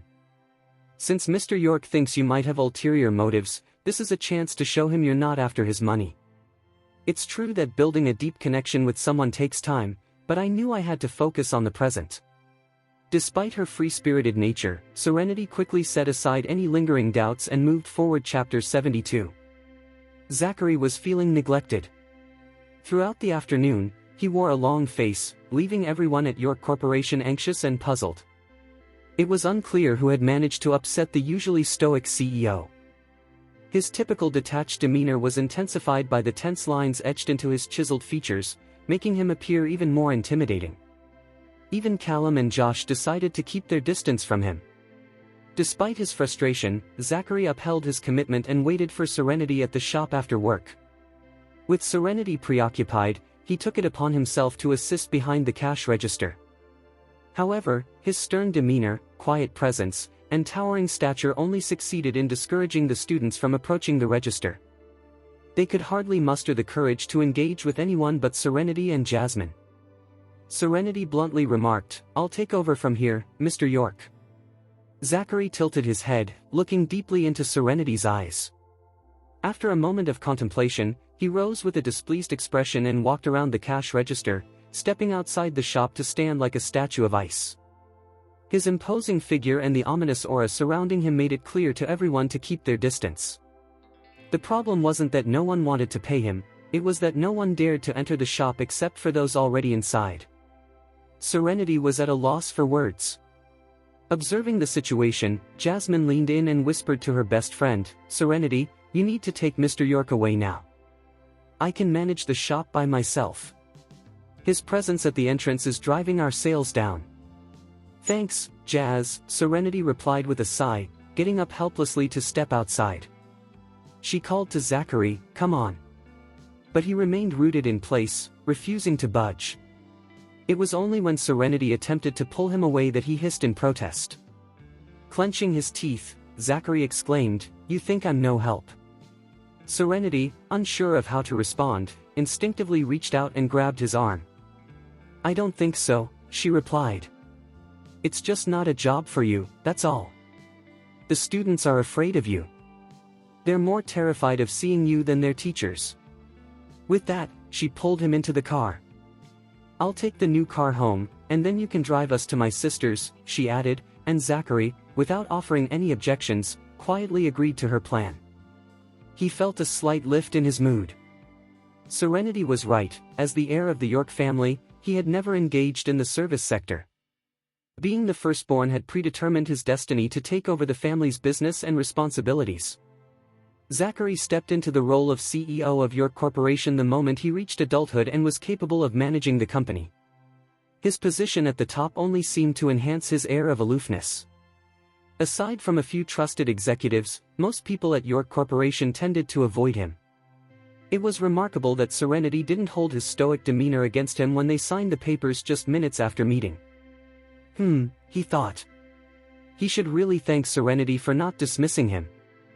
If she had shunned him when he was eager to obtain a marriage license with her, he would have felt utterly humiliated. Chapter 73. After Serenity parked her brand new vehicle, she climbed into Zachary's car, where he adopted a softer tone. "This will be my first dinner at your sister's place," he said. "I should probably bring her a gift. What do your sister and brother-in-law enjoy?" Serenity fastened her seatbelt and replied, "You could get a toy for Sonny. As for my brother-in-law, he smokes, so a couple of packs would be good. We can also bring some fruit." "Got it," Zachary replied. As they drove out of Brinfield, he asked his wife, "Where should we pick up the items?" "There's a store not too far from here. We can stop and grab everything we need," she suggested. "Mr. York, did you live here before I moved in?" "You seem a bit unfamiliar with the area," Serenity inquired. Zachary took a moment before answering. "I bought this house a long time ago, but I let it sit empty while I stayed with my parents. I thought it would be best not to take up space at my family's home after we got married, so I moved in here." "Does your family live in a big house?" Serenity asked, curious. Since Zachary rarely discussed his family, she hadn't shown much interest in his background. However, she sensed his hesitation about sharing personal details and decided to keep her distance. "Our family lives in a large house that belongs to Nana and Gramps," Zachary explained, and he was honest about it. The York family estate was indeed registered under Nana and Gramps' names. Following Gramps' passing, Nana had encouraged Zachary's father to transfer ownership of the estate to him and his uncles. However, the transfer had yet to be finalized. Zachary suspected that his father intended for the house to be passed down directly to Nana's heirs. In a bid to navigate the complexities of family dynamics, the grandchildren aimed to help the Yorks avoid getting bogged down in bureaucratic obstacles. Serenity observed that the Yorks appeared to be a middle-class family, all cohabiting under one roof. Grandma May had previously expressed her fondness for having her children and grandchildren close by. It seemed that Nana was keen on keeping the family intact, rather than scattering them across different areas of the city. "I'll take you there at a later date," Zachary suggested, preemptively offering to show Serenity the family home without her even having to ask. Legally speaking, she was his wife, and he felt it was only right to show her around the family estate. This property featured multiple buildings spread across the land, some of which served as residences for the employees. Zachary considered using one of these employee homes to create a diversion for Serenity before he revealed his true identity. "Just give me a heads up when you want to visit your family home," he said, flashing a grin that he quickly suppressed, worried Serenity might catch him smiling. "Sure." Their conversation made the journey feel shorter than it was. Soon enough, they arrived at the store that Serenity had mentioned. Entering empty-handed, they left with Zachary's arms laden with shopping bags. Despite Serenity's gentle admonition not to overdo it, Zachary wanted to make a lasting impression since this was his first visit to her sister's home. While he was indifferent to being labeled frugal, he was determined that no one would think Serenity had made a poor choice in marrying him. Suddenly, the sound of Serenity's phone ringing broke the moment. Assuming it was Liberty calling, she pulled out her phone only to find an unidentified number flashing on the screen. A nagging feeling told her it might be a call from the Hunts, especially since she had already blocked Cousin Mike's number. Chapter 74. "Are you going to take the call?" Zachary inquired as he saw his wife fixated on her phone after loading the shopping bags into the car. "It could be my money-hungry relatives," she replied. "You'll find out who it is once you answer," he encouraged. "You can't avoid them forever. Don't be afraid, you have me." With Zachary by her side, she felt a sense of security that he would support her no matter what. Warm tingles spread through Serenity at Zachary's reassuring words. While he had his flaws, she recognized that she wasn't perfect either. Zachary had gone above and beyond for her, especially considering they entered their marriage as strangers.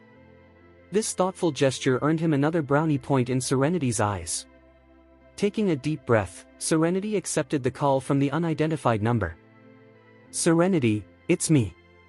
Granddad, a slightly unfamiliar yet commanding voice came through the receiver. Though she had lost touch with her family back in her hometown, Serenity quickly recognized her grandfather's voice. She hummed a response, prompting him to continue.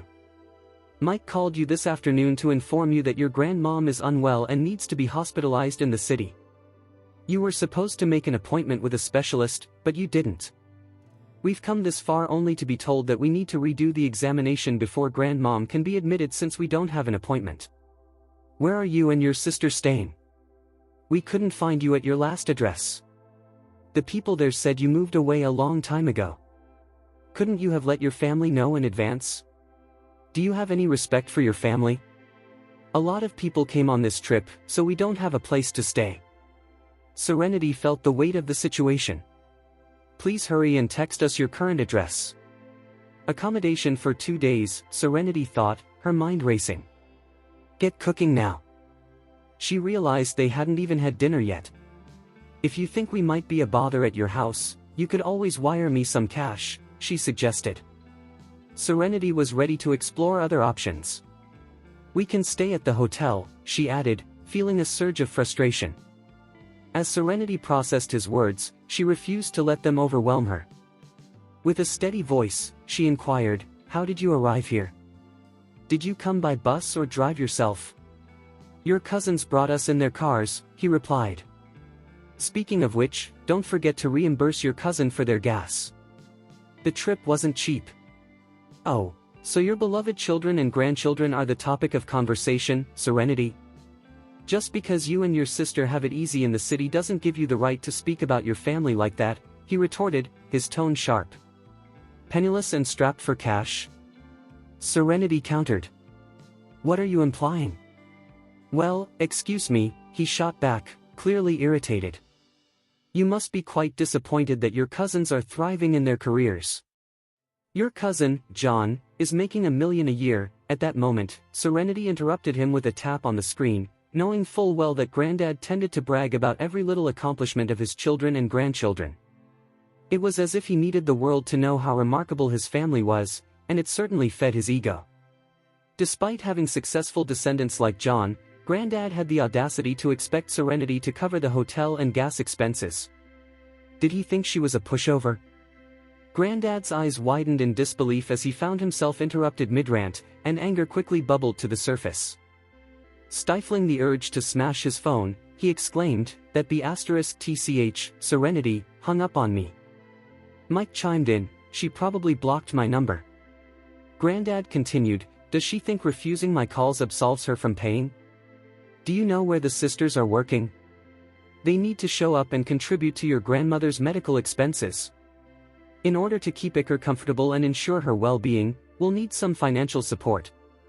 Have the sisters cover that $100, Mike suggested, shaking his head. I'm not sure about that, but I do have a plan to make them seek us out and settle the debt.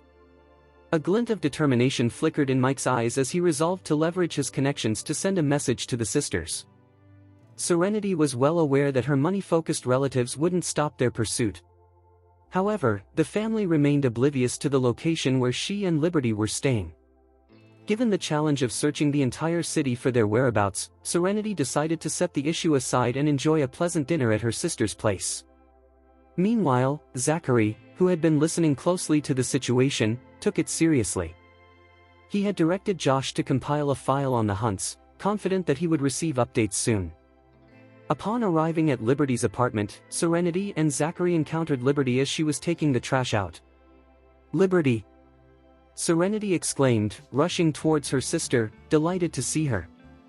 "You're here, Seren." Liberty's weariness melted away at the sight of her sister and brother-in-law. As Zachary unloaded bags of gifts from the car, Liberty playfully complained, "We're family.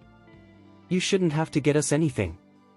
"It's just some fruit, Liberty," Zachary replied, his thoughtful gesture slowly winning her over. Though he was typically a man of few words, Zachary consistently demonstrated attentiveness and kindness towards Serenity. It would likely surprise Serenity to learn what Liberty thought of Zachary. "Is Hank back yet?" Serenity asked affectionately, linking her arm with Liberty's. "Where's Sonny?" Hank is on his way home and should be here soon. Sonny's upstairs. My in-laws are here too, they're watching over him while I take out the trash. Upon hearing that Liberty's in-laws were present, Serenity's brows furrowed slightly, though she chose to remain silent. Some matters were better kept between the sisters, and there was no need to voice everything in front of others.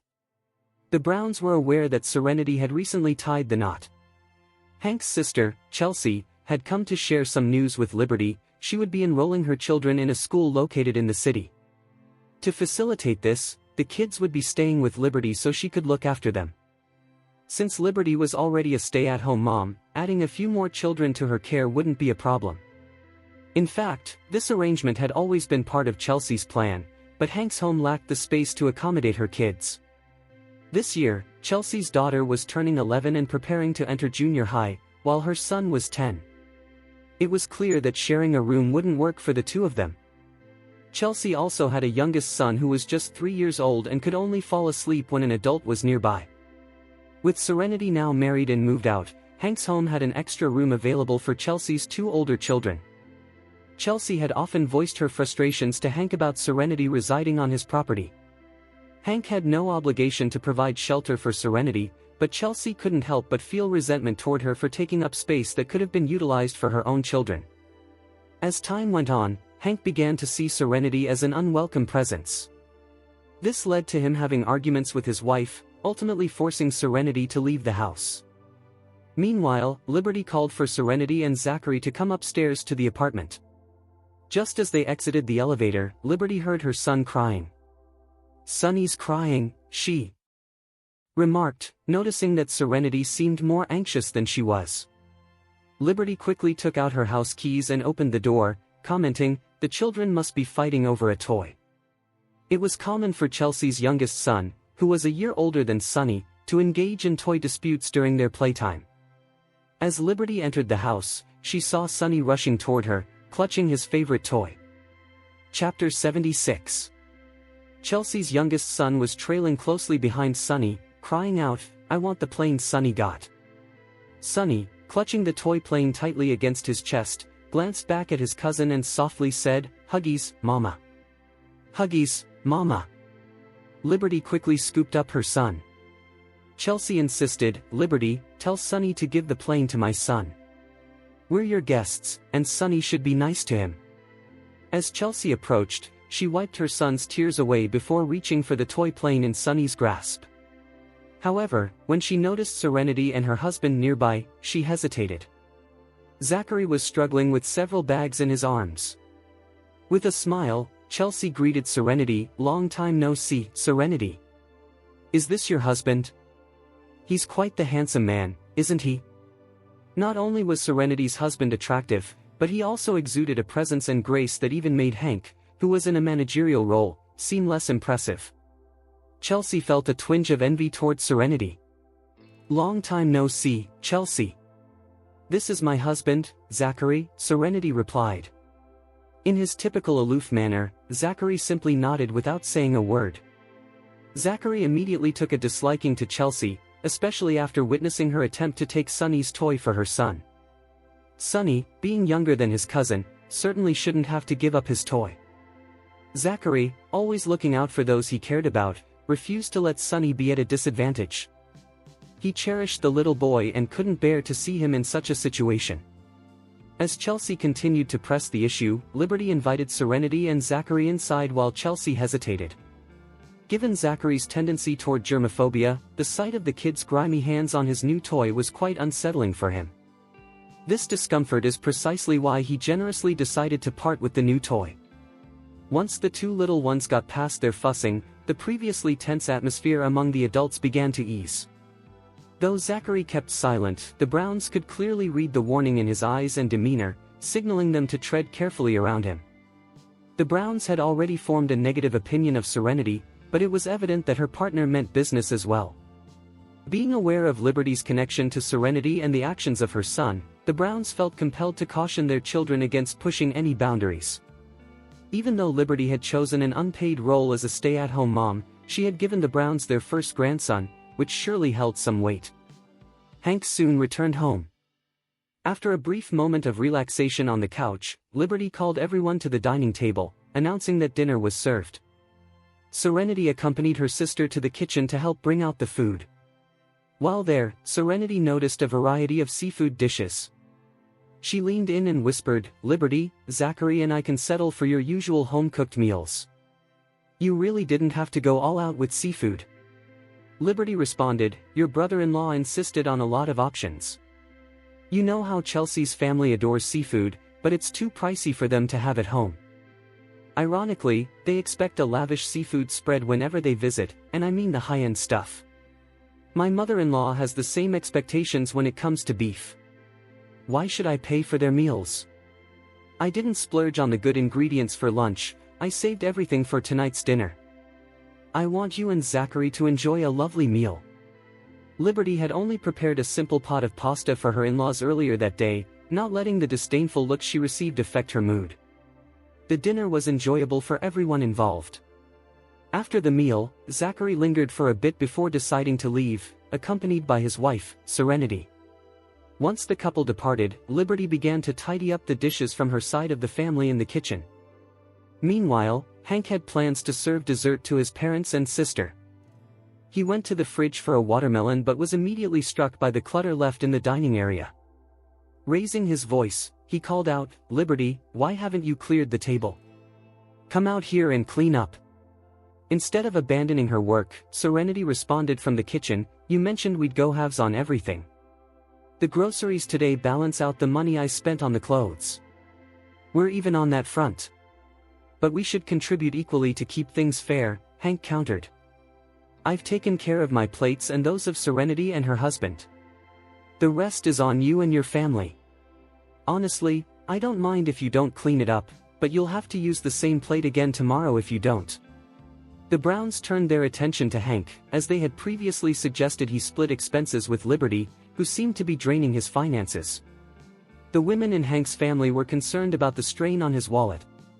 Now that Hank and Liberty were trying to share costs, Liberty anticipated the same division of household responsibilities. Frustrated, Hank seized a fruit knife and stormed into the kitchen, but his mother quickly intervened and held him back. Her son seemed to be quite spoiled, still fussing over Sonny's toy. Hank's parents were all smiles as they observed Serenity and her husband arrive with gifts in hand.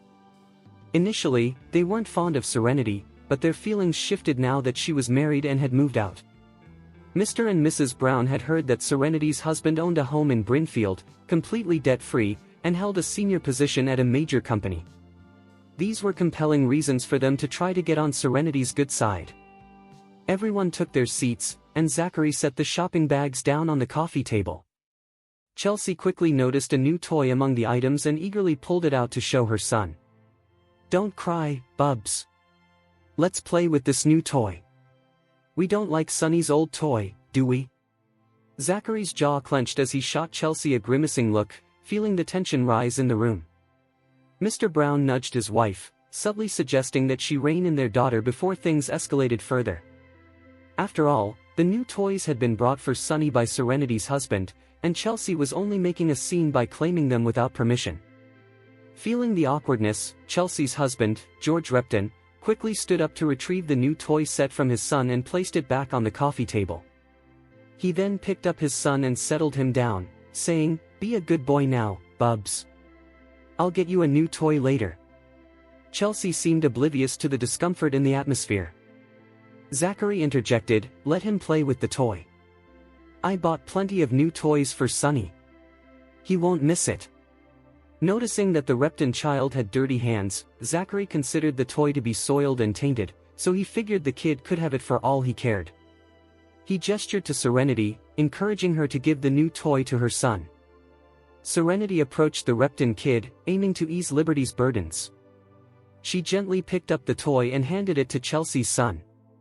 As she did this, Serenity noticed the child's dirty hands, which revealed the true motivation behind Zachary's unexpected act of kindness. Chapter 78. Liberty, remember that Hank goes to work each day to provide for you and Sonny. His job can be quite demanding and exhausting. As his wife, it's important for you to support him. How can you expect him to handle the household chores too? Hank only suggested splitting expenses to help you avoid overspending. Why fuss over every little thing with your husband? Please, clear the table quickly. We don't want to upset Hank. It's tough enough for him to work hard all day, so please try to be understanding. Chelsea chimed in, echoing her mother's sentiments. Yeah, as if you know what that feels like. All you do is stay home with Sonny while spending Hank's money. How can you boss him around? Liberty turned away from the kitchen, heading toward the children's toy motorbike to pick up Sonny. With a neutral expression, she replied, I don't have a job or any source of income. I rely solely on Hank since I'm a full-time mom. Yet, he expects me to contribute financially. What's going on here? Fine. I'll pay my share, but he needs to pull his weight with the house chores as well. We'll split everything down the middle. Didn't you say I have it easy at home and do nothing? Well, enjoy your wish. I won't lift a finger so that Hank realizes the house doesn't clean itself.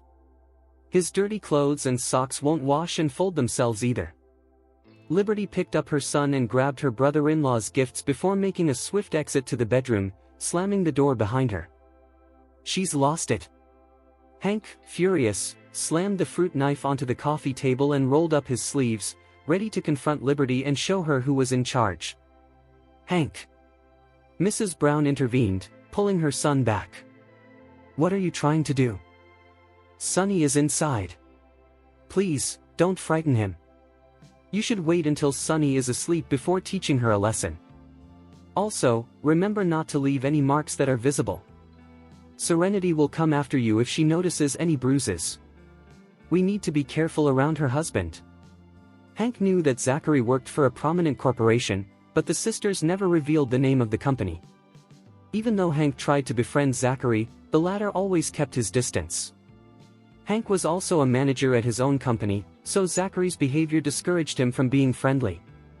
Following his mother's advice, Hank began to feel that Zachary looked down on him. Frustrated, he exclaimed, "Whatever goes on between me and my wife is none of their business." What, is Serenity going to come after me? They should be the ones watching their backs. Chelsea only added to his anger. Hank, Mom is right. Don't scare Sonny if you plan on teaching Liberty a lesson. You've been nothing but kind to Liberty, but apparently, that's not enough for her. I can't believe she expects you to handle the household chores. I always give my husband a nice foot rub when he comes home from work. While men work hard for their careers and bring home the bacon, women should ensure the household runs smoothly. Liberty isn't being a good wife if she makes her husband do her work. At first glance, it seemed like Chelsea was trying to calm her brother down, but she was only making things worse. Deep down, Chelsea hoped Hank would take action against Liberty immediately. Since his son was still young and his mother wouldn't allow him to go, Hank had to set aside his desire to assert his authority over his wife for the time being. She'll get what's coming to her when Sonny goes to bed. All she does is eat and sleep all day. What a pig. Can you believe she had the audacity to give me attitude? She thinks I'm going to wash the dishes. Ha! Hank exclaimed as he picked up a fruit knife and began slicing into the watermelon. Meanwhile, Mrs. Brown called for her daughter to help tidy up the mess left from dinner. After some time, both mother and daughter returned to the sofa and settled in. Chelsea grabbed a slice of watermelon and turned to her brother, saying, "Hank, your niece and nephew are about to start junior high. I was thinking about enrolling them in one of the local schools. Would it be possible for them to stay with you if I transfer them to an elementary school here for a year or two? That way, it would be much easier for them to transition into junior high afterwards."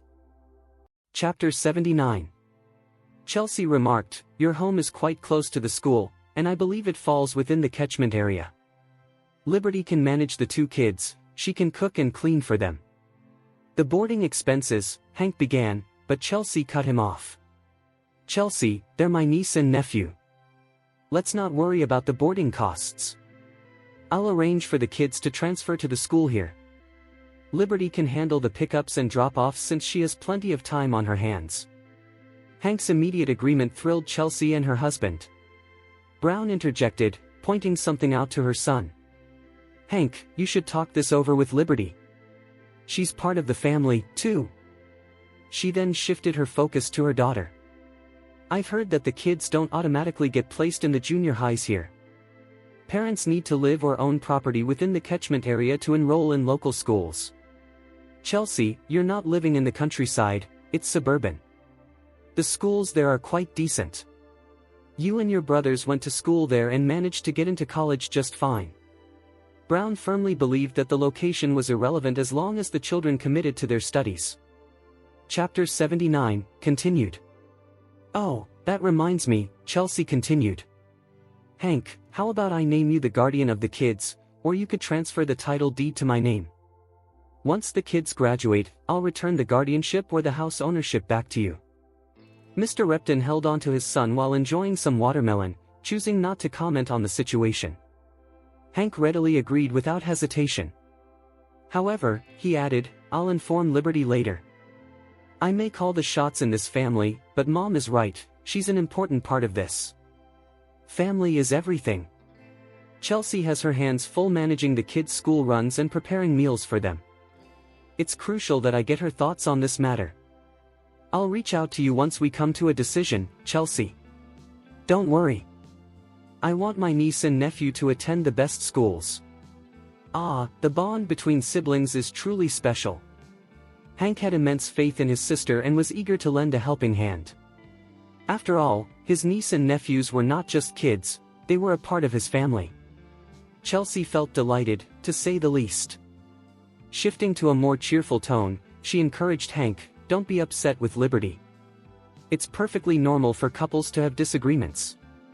You've been in love since college. For Sunny's sake, just let it go. She worried that provoking a conflict between the couple might distract Liberty from her roles as a cook and caregiver. This would ruin Chelsea's plans to send her kids to her brother's place. Chelsea understood the importance of being discreet when asking for a favor. Brown chimed in, Hank, your sister has a point. Avoid talking about hurting your wife. Sit down and communicate. Don't opt for violence. Look at me and your mom, we've been married for years, and I've never laid a finger on her.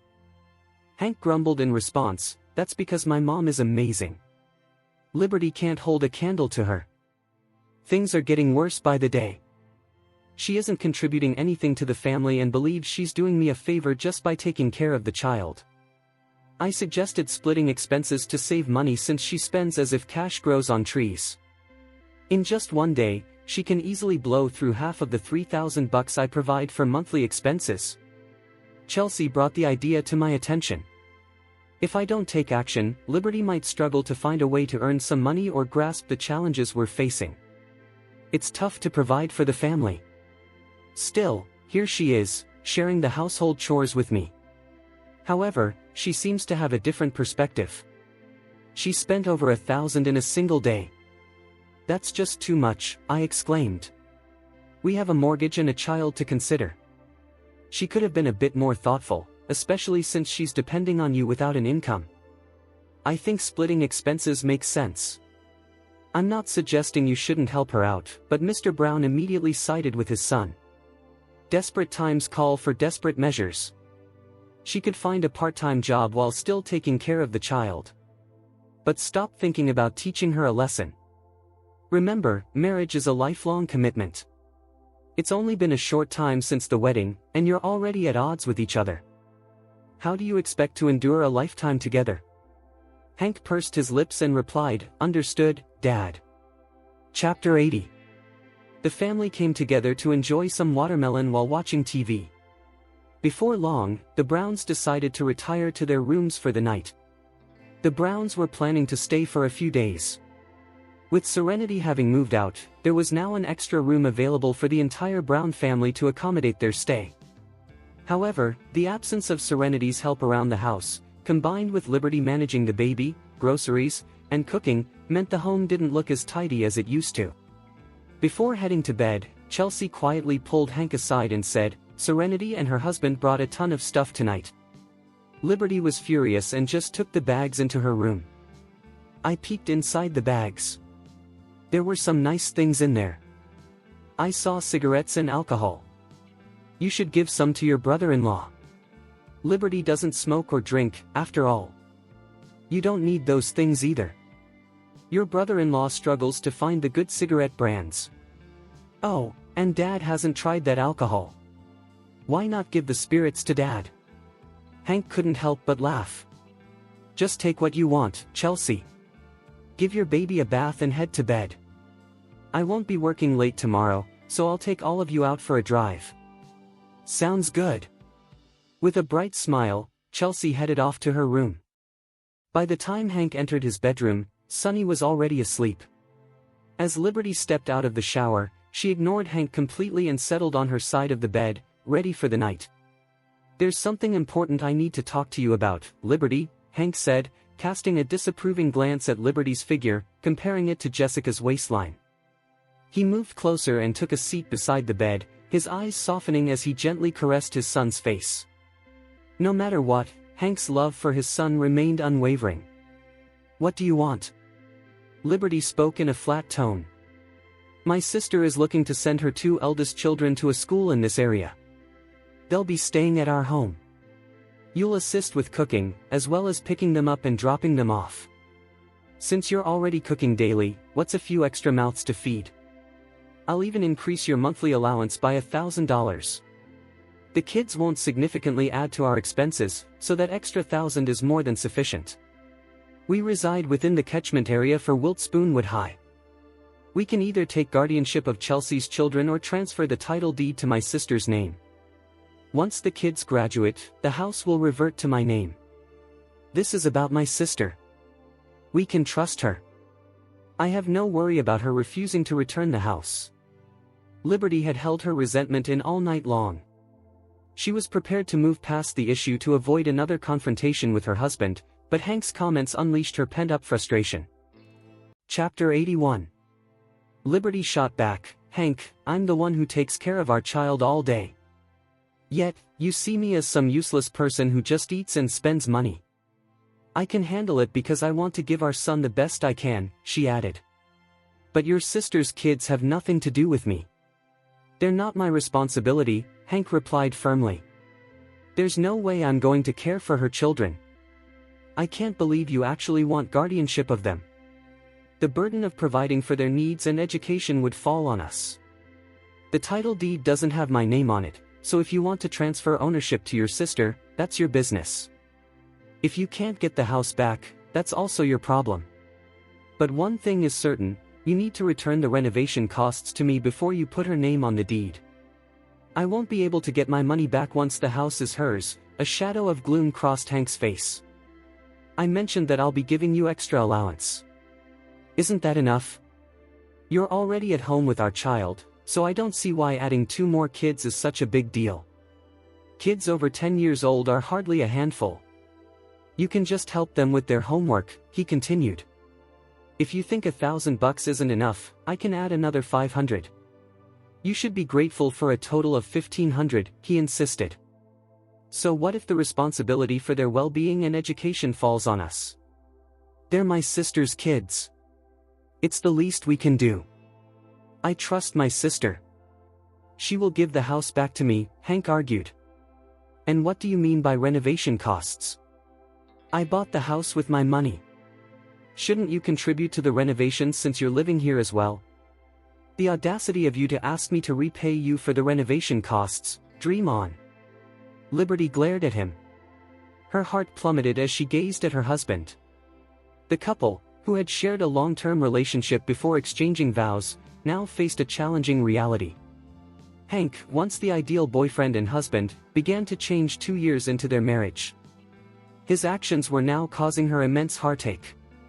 Hank consistently sided with his parents and sister, neglecting both Liberty and their son, Sonny.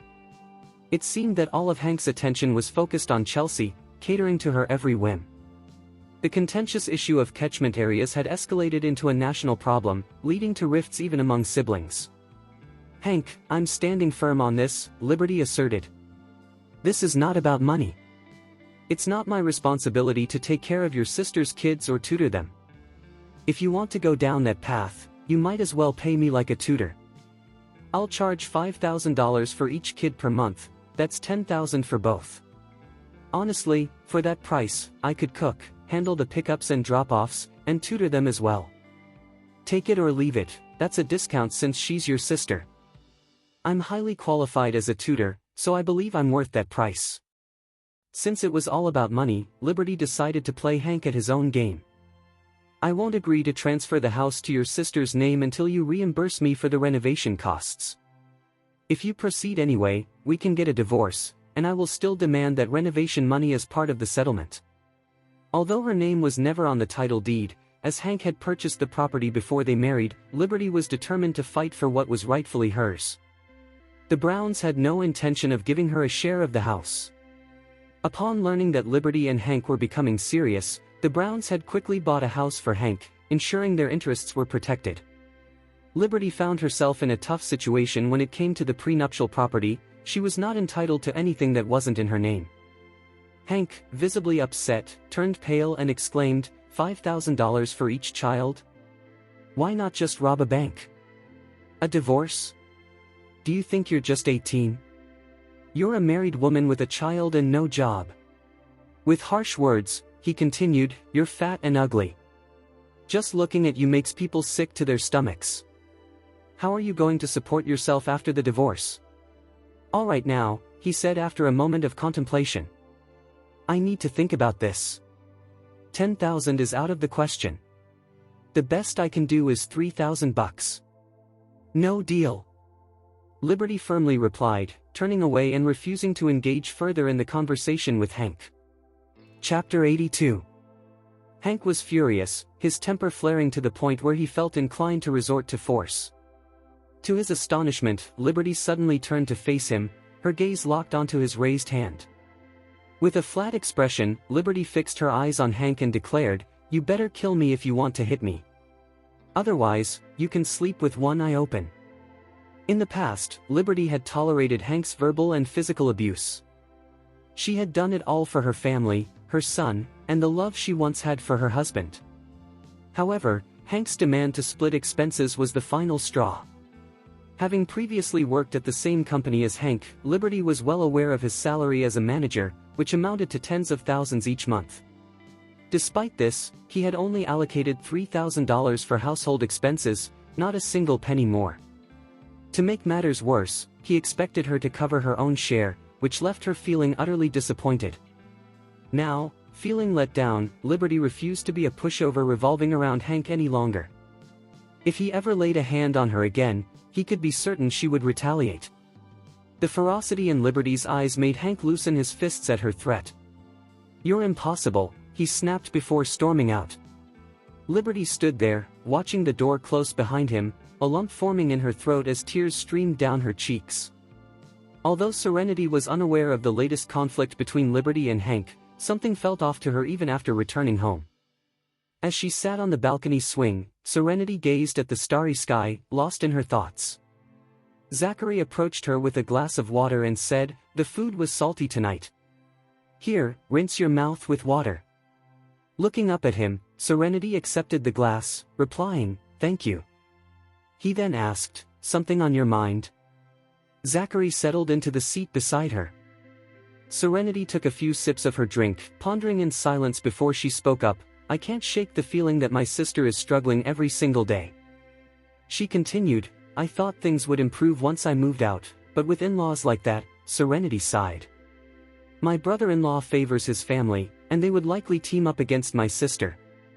Liberty was not the type to let anyone walk over her, but the truth was that she deeply loved Hank. She was willing to sacrifice a lot for that love. Mr. York, I'm grateful you don't have a sister who causes trouble, she remarked. Your family is quite cultured. I noticed at the family gathering that your mom seemed a bit displeased with me, yet she still treated me with kindness. Serenity smiled as she added, your family is truly lovely, and Nana is the sweetest of them all. It's often said that marriage can be a woman's second chance at life, she mused. All women dream of their happily ever after, but even fairy tales can have dark twists. Their marriage wasn't founded on love, although Zachary had asked her to sign an agreement. He had given her everything she could wish for and more. Most importantly, he offered Serenity the respect she deserved as his wife. Reflecting on it, Zachary seemed to be a much better match than Hank. However, the couple hadn't been married for long, and Serenity needed time to truly understand Zachary's character.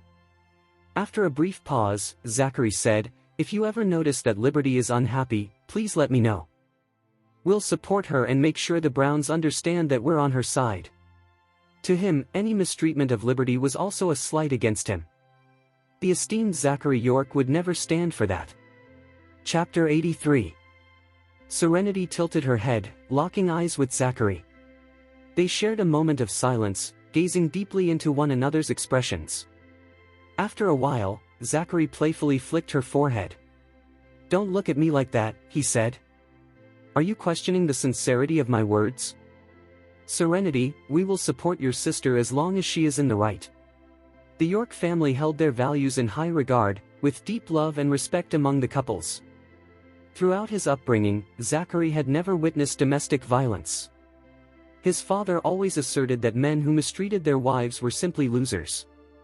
"Mr. York," Serenity inquired, her tone softening. "Can I lean on your shoulder?" Zachary paused, a hint of hesitation in his response. Just for a moment, Serenity continued, her head tilting forward as she found a comfortable spot on his shoulder. In that instant, Serenity could feel Zachary's body tense up. It was an unusual sensation for her, but in her current state, she craved companionship. Having a shoulder to lean on felt wonderful, helping to ease her tension. Despite his discomfort with the sudden closeness, Zachary didn't push her away. However, he was unsure of how to position his arms, which made Serenity smile at his awkwardness. Suddenly, Serenity reached out to touch his face, causing Zachary to jerk back in surprise. Fortunately, she had braced herself for his reaction, otherwise, she might have fallen off the swing due to his abrupt movement. "Serenity!" Zachary exclaimed, his expression turning serious. "Please remember our agreement and know your boundaries." His firm demeanor lightened Serenity's mood. Relaxing in her seat, she took her time sipping from a glass of water, her bright eyes seemingly lost in thought as she stared into the distance. Zachary's soul was on display in that moment. For some inexplicable reason, Serenity's gaze had the power to make him blush. He could sense the warmth creeping up his face, and he felt the flush intensifying. "You're 30 now, Mr. Zachary," she teased playfully. "Have you never been this close to a woman before? It's quite an exaggerated reaction to me simply touching your face." She chuckled to herself, thinking, Grandma York has her reasons for nudging Zachary toward marriage. Without a little encouragement from family, he might still be single by the time he's 80. Despite herself, she found it amusing to flirt with him. A mere touch on his face elicited such a strong response. She wondered how he would react if she took things a step further and kissed him. The intensity of Zachary's gaze felt like it could burn a hole right through her. In a light-hearted mood, Serenity decided to challenge him. "Would you like to touch my face to even the score?" "You can go ahead and do it for twice as long," she offered with a smile. Zachary winced at her suggestion. He had to acknowledge that he was overreacting to such a simple gesture. An unfamiliar sensation washed over him when she leaned against his shoulder, but before he could fully process his feelings, she was gently caressing his face. For a fleeting moment, Zachary thought she might escalate their intimacy. Her playful teasing irked him, yet his upbringing prevented him from engaging in any spiteful banter. Instead, he found himself silently calling her names in his head, "Cheeky girl." "Do you feel better now?" he asked, trying to regain some composure. "Not bad," she replied with a lightness in her voice. "I feel a lot better than before." Zachary gritted his teeth and hissed through clenched jaws, "You're taking pleasure in the pain of others." "Ah, Mr. York, that's quite the clever use of hyperbole," she shot back, clearly enjoying the banter. Chapter 84. Zachary found himself at a loss for words. Staring intently, he finally spoke softly, "It's late. Get some rest soon, and please don't fall asleep here again. It gets chilly at night, and you'll regret it if you catch a cold." With that, he turned and walked away. Before long, Serenity heard the sound of his door closing and locking behind him. She couldn't help but chuckle to herself, Who is he trying to keep out by locking the door? It dawned on her that she was the one he intended to keep at bay. Meanwhile, back in his room, Zachary headed straight for the bathroom, but not for the purpose of taking a bath. Instead, he stood before the mirror, examining his own reflection. A faint blush lingered on his cheeks, indicating that he was indeed a bit flustered. He lifted his hand to trace the contours of his face, lingering on the spot where Serenity had touched him, searching for the tingling sensation that her fingers had ignited. He turned on the tap and splashed cold water on his face, trying to cool down. Reflecting on his earlier reaction, Zachary couldn't help but grin and mutter to himself, "I can't remember the last time someone touched my face." Now that he was an adult, his serious and distant demeanor had always kept others at a distance, making it difficult for young women to approach him through the protective barrier of his bodyguards. There was little chance for anyone to get too close or overstep their boundaries with Zachary. Yet, despite this seemingly impenetrable defense, he had let his guard down around one woman at home. Serenity had crossed the line, breaking the innocence of his face. But she was also his legal wife, which made it impossible for him to retaliate after she had dared to touch him. To add to his embarrassment, his reaction had been met with laughter. Taking his time in the shower, Zachary was momentarily reminded of Serenity's playful antics. He opened his bedroom door and took a step outside but quickly retreated back into his room, hesitating for a moment. He was giving the situation some serious thought. Zachary playfully teased the girl, suggesting she might get a free peep show if he stepped out without his dressing gown. A few moments later, he confidently strutted out of his room, ensuring his dressing gown was securely fastened to keep everything hidden. He made his way to the balcony to check on the girl, curious if she had dozed off on the swing as he suspected. As expected, she had indeed fallen asleep there, and Zachary felt a mix of emotions, especially after warning her not to nap in that spot. To rouse her from her slumber, he gave the swing a gentle kick, causing it to jerk upward and startle her awake. "York? Is it morning already?" She blinked at him with sleepy eyes, which tempted Zachary to playfully ruffle her hair. "You fell asleep here," he pointed out. "Get up and head back to your room. I told you not to do this, yet here you are. You could have just told me you wanted to feed the mosquitoes, and I would have moved your bed to the greenery." Despite his seemingly harsh words, there was a softer side to him that Serenity seemed to sense. "You might be mean, but behind that tough exterior, there's a softie," she remarked, leaving Zachary momentarily speechless. "Oh," was all he could manage as Serenity got up and quietly retreated to her room, her fatigue evident. She quickly showered and then fell into a deep sleep. The night passed quietly, without any disturbances. The next morning, Zachary awoke to find breakfast waiting for him on the table. Serenity was outside, tending to the plants on the balcony. He stepped outside to greet her. "Morning, Mr. York," she said with a cheerful smile.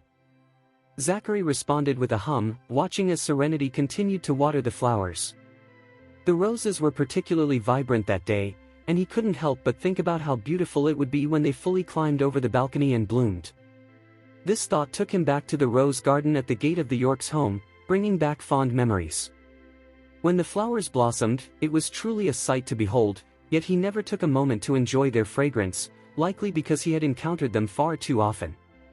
Despite the fact that the family's greenhouse was home to an array of roses, Zachary seldom found the time to admire their beauty. Chapter 85. As Zachary admired the balcony garden, he softly remarked, "Once we move into a bungalow, we could fill the entire yard with roses. Just imagine how beautiful they would look as they climb up the walls in full bloom." Serenity smiled at his vision but responded, "The property prices have soared to an all-time high. I can hardly gather enough for a deposit on a studio apartment, let alone a bungalow." In truth, Serenity had entertained the idea of a bungalow, but only in her dreams. Who wouldn't want to live in a bungalow if it were within reach? The privacy of a standalone building was appealing, especially since apartments often lacked soundproofing, making them less than ideal sanctuaries. Zachary chose to remain silent. The current place they were living in had been a rushed purchase before their marriage. Before this, he had resided in a vast mansion. "York, grab some breakfast," he instructed. "I'll join you after I finish watering the flowers." Sure, Serenity replied, as Zachary turned and made his way to the dining hall. Although Serenity's breakfasts were simple, she always found ways to switch up the recipes, keeping things interesting. She was a fantastic cook, capable of making even toast and homemade jam taste delightful. Zachary, whose taste buds had been spoiled by the finest gourmet meals, found Serenity's humble dishes refreshingly delicious. Today, Zachary was the first to leave the house. On his way to the office building, he encountered Josh, who raised an eyebrow at him. Zachary maintained a neutral expression as Josh asked, "What's with the hot and bothered look?" As they walked side by side, Josh teased him in a whisper, "What's going on? Can't keep your lady satisfied?" Zachary turned to Josh, giving him a sharp glare before continuing on his way. "Knowing you, you couldn't possibly have had a wild night," Zachary shot back, a hint of annoyance in his tone. "Oh?" Josh leaned in, clearly interested in Zachary's current situation. "Why do you look like you didn't get enough rest last night then?" "How can you tell?" Zachary questioned. It was perplexing. How could he possibly appear disheveled when he had never experienced an exhilarating night? Moreover, Serenity didn't exactly make his heart race, nor did he feel any primal instincts when he was with her. Reflecting on this, Zachary had to concede that he was somewhat emotionally detached. "I saw it with my own two eyes," Josh replied knowingly. "Anyway, I ordered breakfast. Have you eaten? Come join me." Zachary turned back to his friend, pursing his lips before responding, "I have a wife. I get out of bed to find breakfast already prepared. Only singles would think to order breakfast in the office." Josh appeared momentarily taken aback. "Geez," he muttered under his breath. Zachary's marital status certainly gave him a unique edge. Curiosity piqued, Josh asked, "So, how's everything going with your investigation? Don't forget to send that file to my office later." With a grin, Josh reassured him, "You know you can count on me. I'll make sure it gets delivered to your office right away." "Good," Zachary replied, pleased with the arrangement. After their brief exchange, Zachary headed to his personal elevator, making his way to the top floor. Since Josh's office wasn't located there, he preferred not to share the elevator with his stoic boss. In the office, while Zachary was often perceived as a cold figure, Josh had a much warmer reputation and was well liked among their peers. Unlike Zachary, he wasn't seen as a mere wax figure. As Zachary settled into his office, he was greeted by Josh, who entered with his breakfast delivery. Chapter 86. Josh was seated at his desk, holding a small stack of papers that looked like typical office documents. "Here you go," he said as he slid the papers over to Zachary. After passing the files, he settled down and placed his breakfast on the table. "Do you want some?" Josh offered, gesturing toward his meal.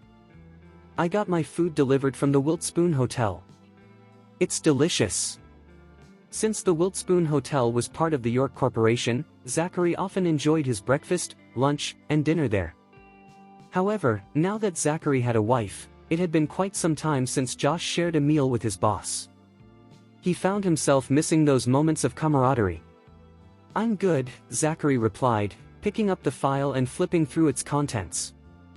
"Is everything here?" "Yeah," Josh confirmed. "It's all there. No stone left unturned." Zachary noted, "It's not a lot. The younger family members have it pretty good, while the older generation spent their lives working on the farm. What more can there be?"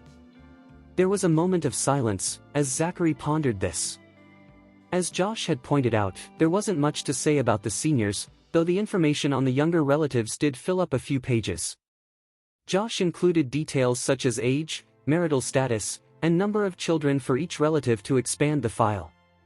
After reviewing the documents, Zachary gained a clearer perspective on the family's arrogance and entitlement. Serenity's cousins and uncles were living quite well. For instance, John Hunt held an executive position at a subsidiary of Stone Group, earning an impressive annual salary of $1 million. Even the least successful cousin still brought home a respectable $400,000 each year. In contrast, Serenity and her sister likely earned far less combined. Yet, these relatives had the audacity to demand that Serenity cover her grandmother's medical expenses and their travel costs. It was a level of shamelessness that was truly astonishing. Relatives had aggressively walked away with a significant portion of the insurance payout, exploiting the vulnerability of the underage sisters who had lost their parents so abruptly.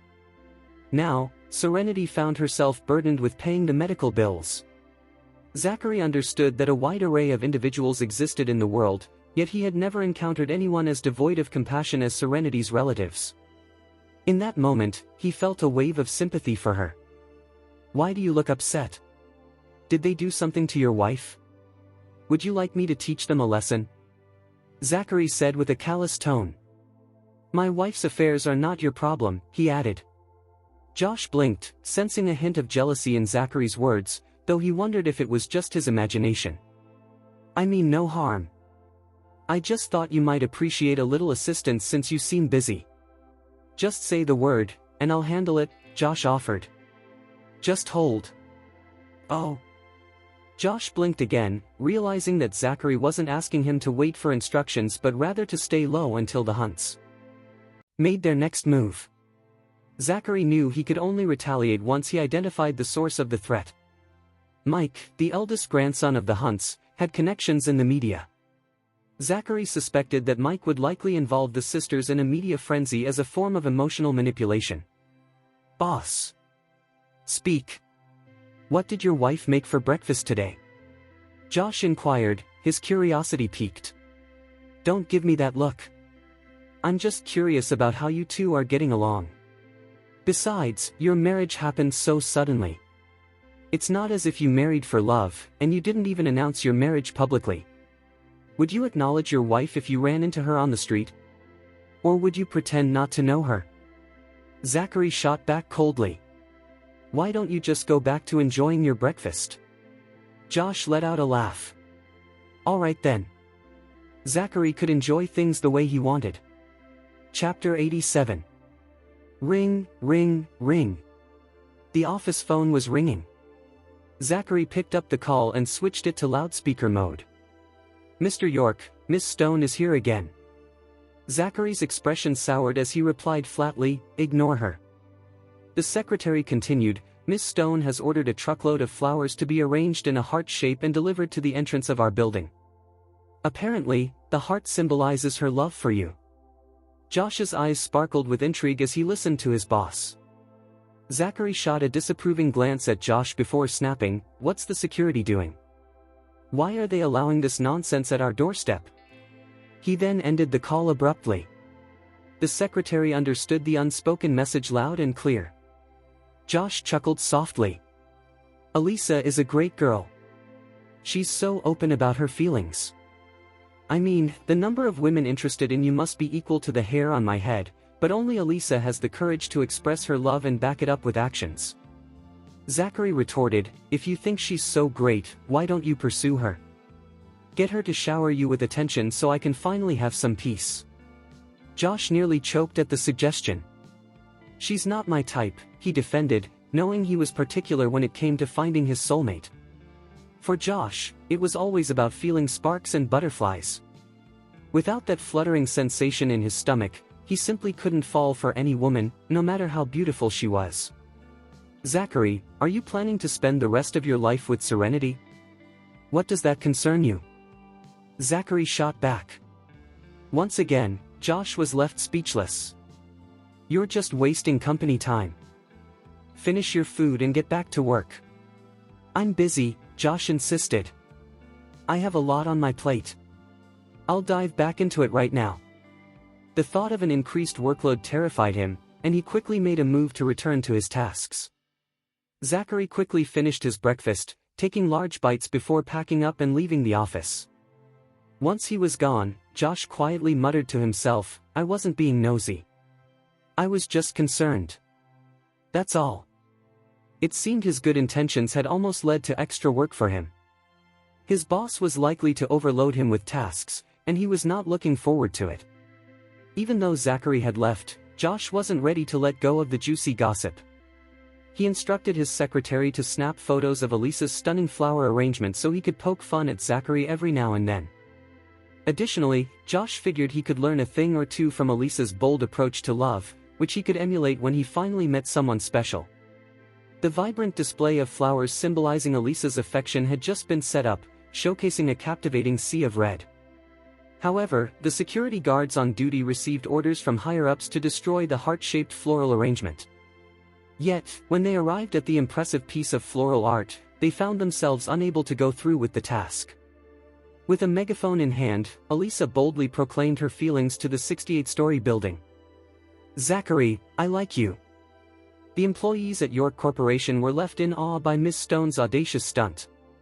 A security guard attempted to intervene, saying, "Miss Stone, please leave now." However, Elisa disregarded his request and continued to shout her affections at the office building. Once she took that first step, she felt empowered and quickened her pace. Her heartfelt declaration and the beautiful floral display drew the attention of passers-by. A crowd quickly gathered, eager to take photos and videos of the unexpected scene. Even the media caught wind of the spectacle and arrived on the scene.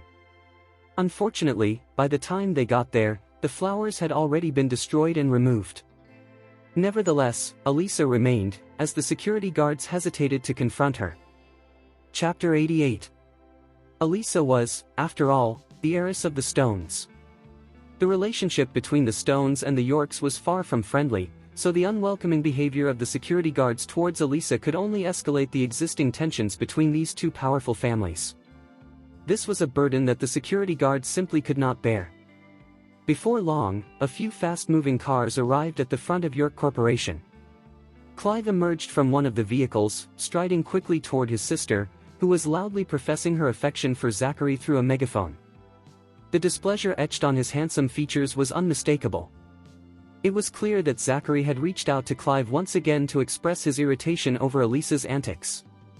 At the time of receiving the complaint, Clive had been engaged in a meeting. Frustration was an understatement for what Clive was feeling at that moment. Abandoning his team of executives, he took his bodyguard with him and rushed over to rein in Elisa. "Zachary," before Elisa could finish her thought, the megaphone was abruptly taken from her grasp. She turned to see her brother's stern gaze fixed on her. Stunned, Elisa shrank back and softly exclaimed, "Clive." Clive threw the megaphone aside and seized Elisa by the wrist, pulling her along with him. "Clive, I really like Zachary. I've had feelings for him for years, and it's taken me this long to admit it. You have to let me do this. What if he ends up loving me too?" "Ouch, Clive. You're holding me too tightly." Without a word, Clive continued to pull his sister toward the car and opened the door, forcing her inside. Elisa attempted to escape from the other side of the vehicle. "Take one more step." Suddenly gripped by uncertainty, Elisa hesitated and remained where she was. Clive climbed into the car, closed the door, and coldly commanded, "Drive." The driver immediately accelerated. "Clive," Elisa nestled closer to her brother, grasping his arm as she played to his softer side. "Enough," Clive retorted. "I've told you countless times that Zachary isn't the right man for you. You really need to let this go, but you just won't listen, will you?" "I tried to move on, but the years haven't helped me forget him," Elisa responded. "I can't give up now. I love him. Is it wrong to express that? How can we ever know what could happen if you don't let me try to fight for this?" Elisa, cherished by her family and coming from a lineage of affluence and influence, possessed the confidence to tackle life's challenges head-on. She was determined to pursue what others deemed impossible. Despite her compatibility issues with Zachary, Elisa firmly believed she should take her shot. She was prepared to face the possibility of failure, knowing that giving up without a fight would always linger as a regret. "You know Zachary well," Clive argued. "You can hardly get within 3 meters of him. He hasn't fallen for me yet, but I believe he'll make an exception once he sees how much I care," she replied confidently. Clive couldn't help but smirk as he observed his sister, who was relentless in her pursuit. He felt a mix of anger, helplessness, and pity for her infatuation with Zachary. "Elisa, I know plenty of great guys. Trust me on this one. You need to forget about Zachary. He's not right for you." The man's heart is made of iron. No one can soften his cold demeanor. Even if someone could, it won't be you. Please, don't turn yourself into a joke. It's not just you who'll look foolish, you're embarrassing me too. What do you mean embarrassing? I'm just being honest about my feelings. You should understand this by now. Didn't your wife use the same approach? Looking for a way to gauge your heart's feelings? It's clear that your focus is solely on her now. It's worth noting that there's absolutely nothing wrong with a woman. Chapter 89. In the quaint bookshop near Wiltspoon School, Serenity stood behind the cash register, absorbed in her phone as she browsed the latest news. Meanwhile, Jasmine, the shop's owner, was completely immersed in a romance novel. As the proprietor of the bookstore, Jasmine enjoyed the delightful freedom of reading any book that caught her fancy, one of the many perks of turning her passion into a livelihood. She had devoured nearly every romance title available in the store. At times, Serenity playfully suggested that Jasmine should consider becoming a writer herself, given her enthusiasm for chick-lit novels. "Seren, you won't believe this. The main characters in this story got married at first sight," Jasmine exclaimed as she set the book down, her face lighting up. "Just like you." Serenity looked up, her attention instantly caught. "Sure, lots of people marry after a brief courtship," Serenity replied. "But didn't you say the female lead married a billionaire without hesitation? My husband, on the other hand, is just an ordinary wage earner." Even though Zachary held a senior position in a prominent corporation, he was still working for someone else. "You really should cut back on reading a little," Serenity teased with a chuckle. "Those stories are starting to mess with your sense of reality. You'll never find Mr. Right if you keep comparing real men to fictional heroes. Those irresistible male leads only exist in books. After all, it was rare to find young, handsome, rich, and devoted CEOs in real life." "I'm just reading to kill time," Jasmine replied, closing the book before pulling out her phone. As usual, she headed straight to the gossip section, scrolling eagerly through trending news. Suddenly, Jasmine gasped. "Seren, look at Twitter." "What now?" Serenity asked, glancing over while still holding her phone. Serenity had a Twitter account, but she rarely used it. Her follower count hovered stubbornly in the double digits.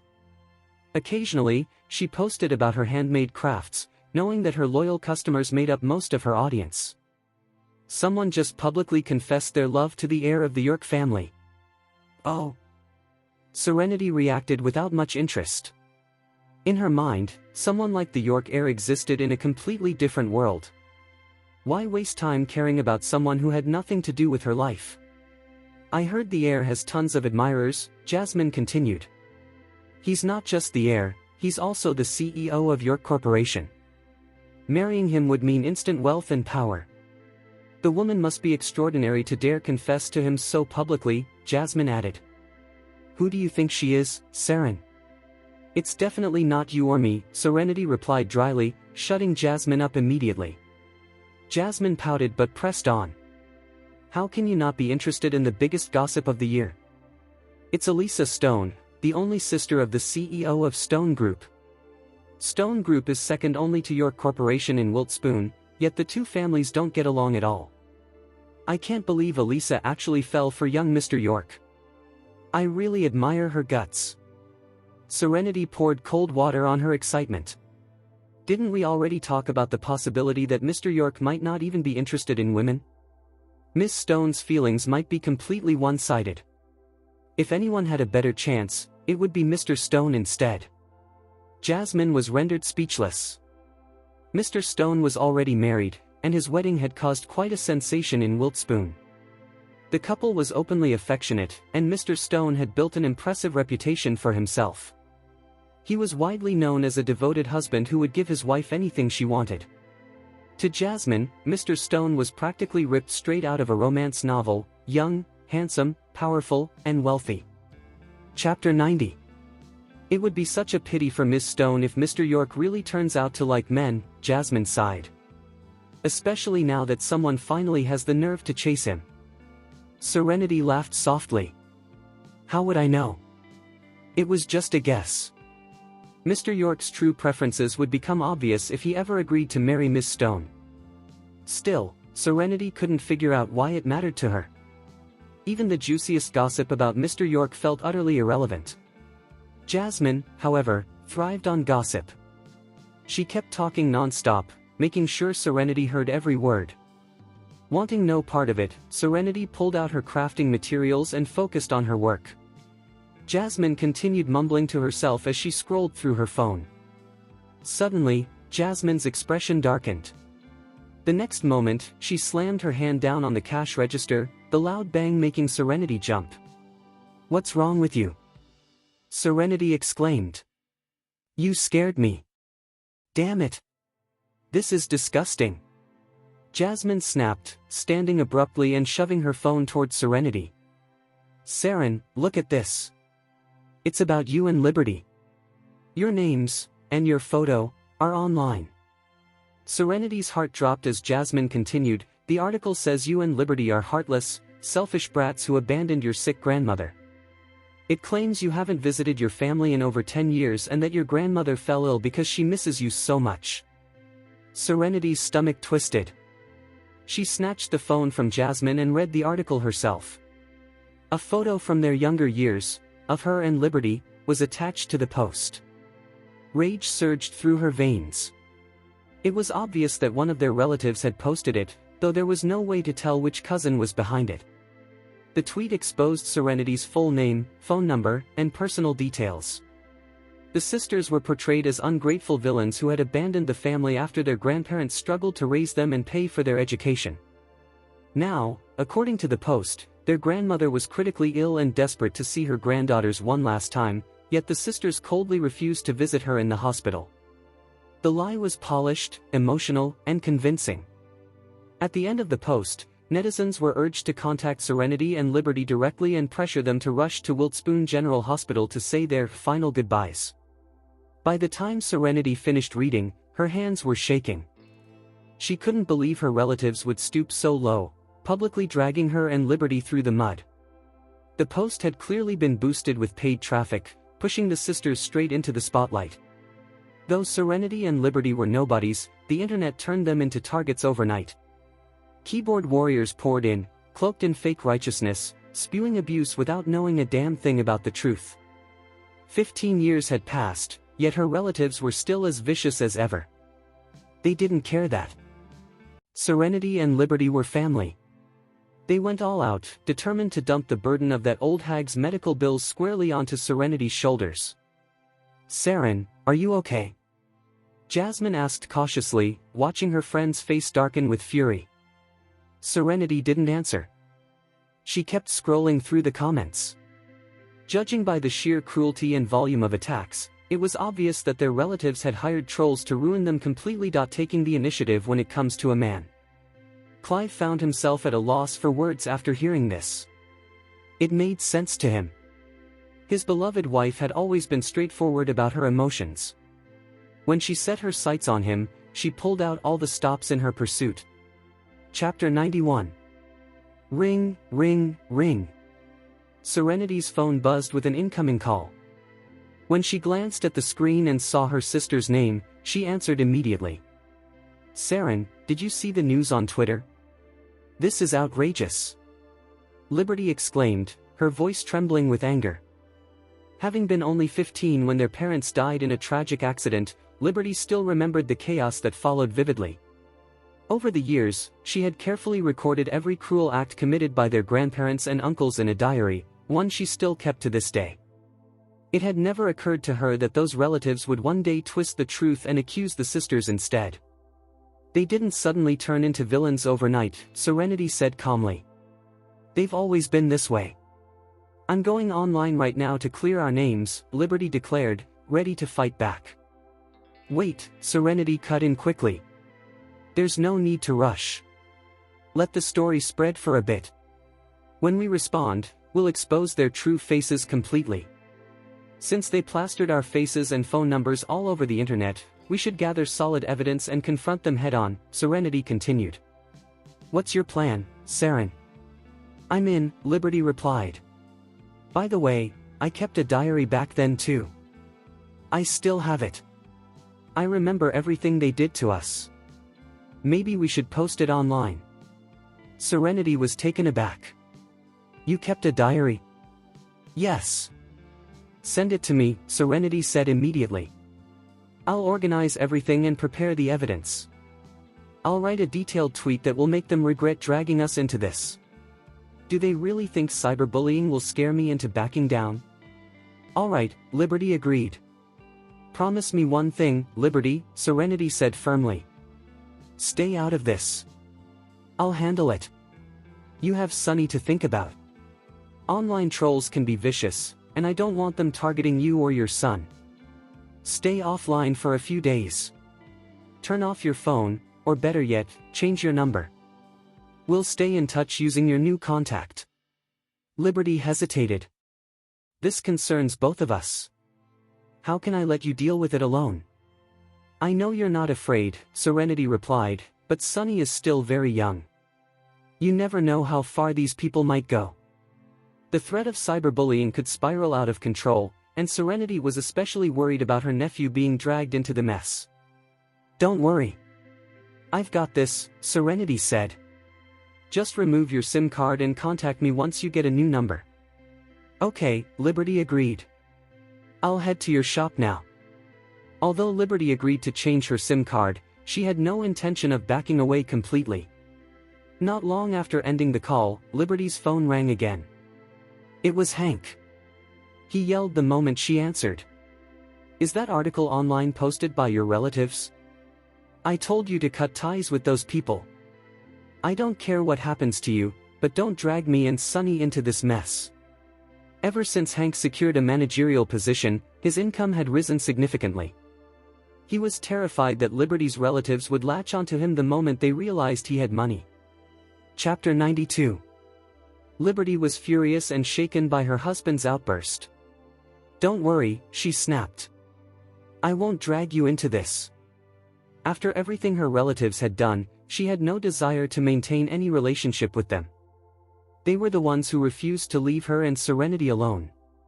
Now they even expected her and Serenity to cover their grandmother's medical expenses. Realizing his tone had been too harsh, Hank softened his voice. "Liberty, you should post something online to clear your name. I can hire professional trolls to boost your post. You need to fight back. Don't let them twist the narrative." Despite his frustration with Liberty, Hank knew how shameless her relatives were. When he married Liberty, those people had arrived in 2 full cars, attempting to pressure him into paying a large sum of money as family support. They even threatened not to acknowledge the marriage if he refused. As college sweethearts, Hank understood the hardships Liberty and Serenity had endured growing up. Over the years, Liberty had never once badmouthed her relatives publicly. Even when she hated them, she kept everything to herself. But now, 15 years later, those people still had the nerve to demand money from him. It was disgusting. Liberty had chased them out back then and refused to invite them to the wedding, unwilling to give them even a single cent. She owed them nothing, they had never raised her. If they wanted to attend the wedding simply to celebrate, she wouldn't have stopped them. But if they came looking for money, they could go straight to hell. They had no say in her marriage. Liberty had grown into an independent woman, shouldering the responsibility of caring for her sister after their parents' deaths. "Saren and I will handle this," Liberty assured Hank. "You don't need to worry. You won't be dragged into anything." Then she added quietly, "If it comes to it, we can even divorce.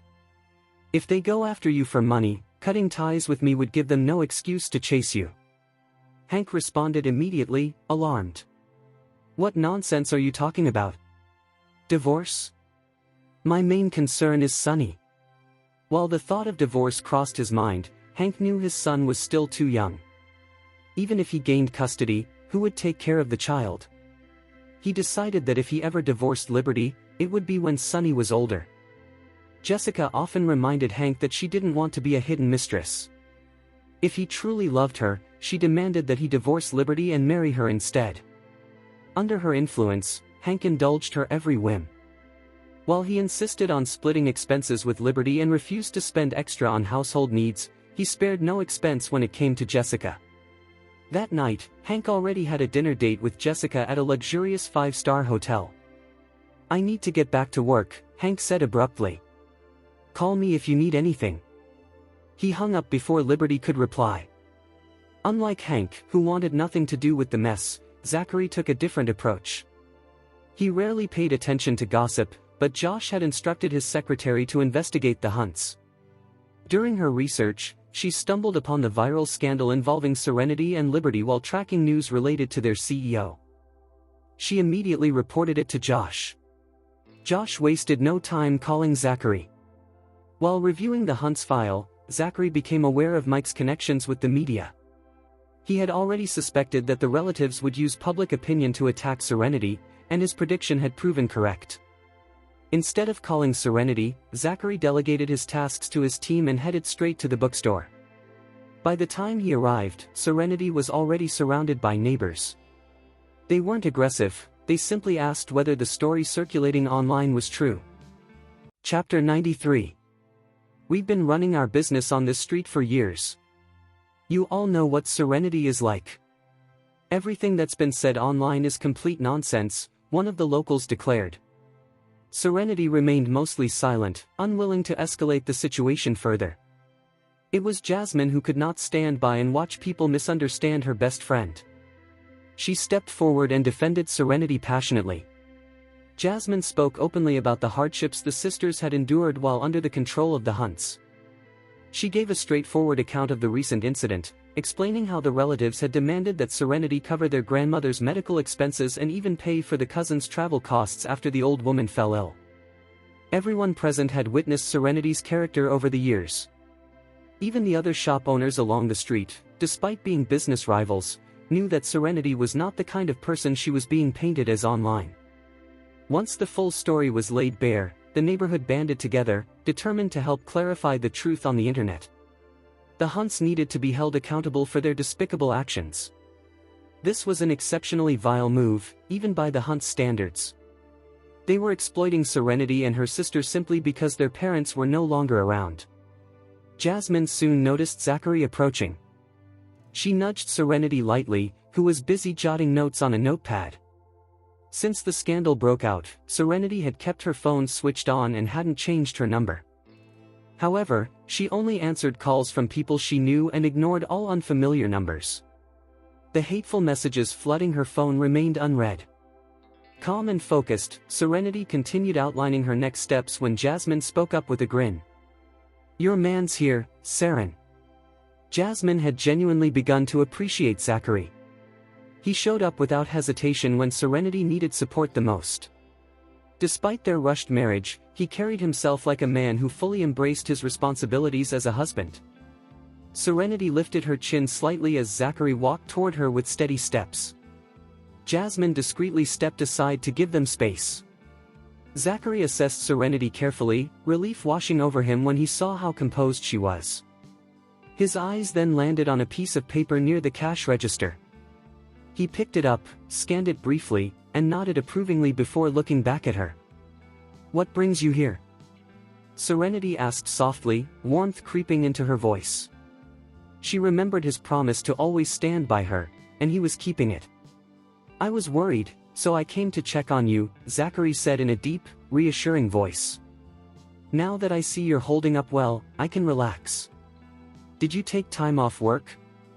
I hope this doesn't affect your attendance." Serenity was oddly more concerned about Zachary's job than her own situation.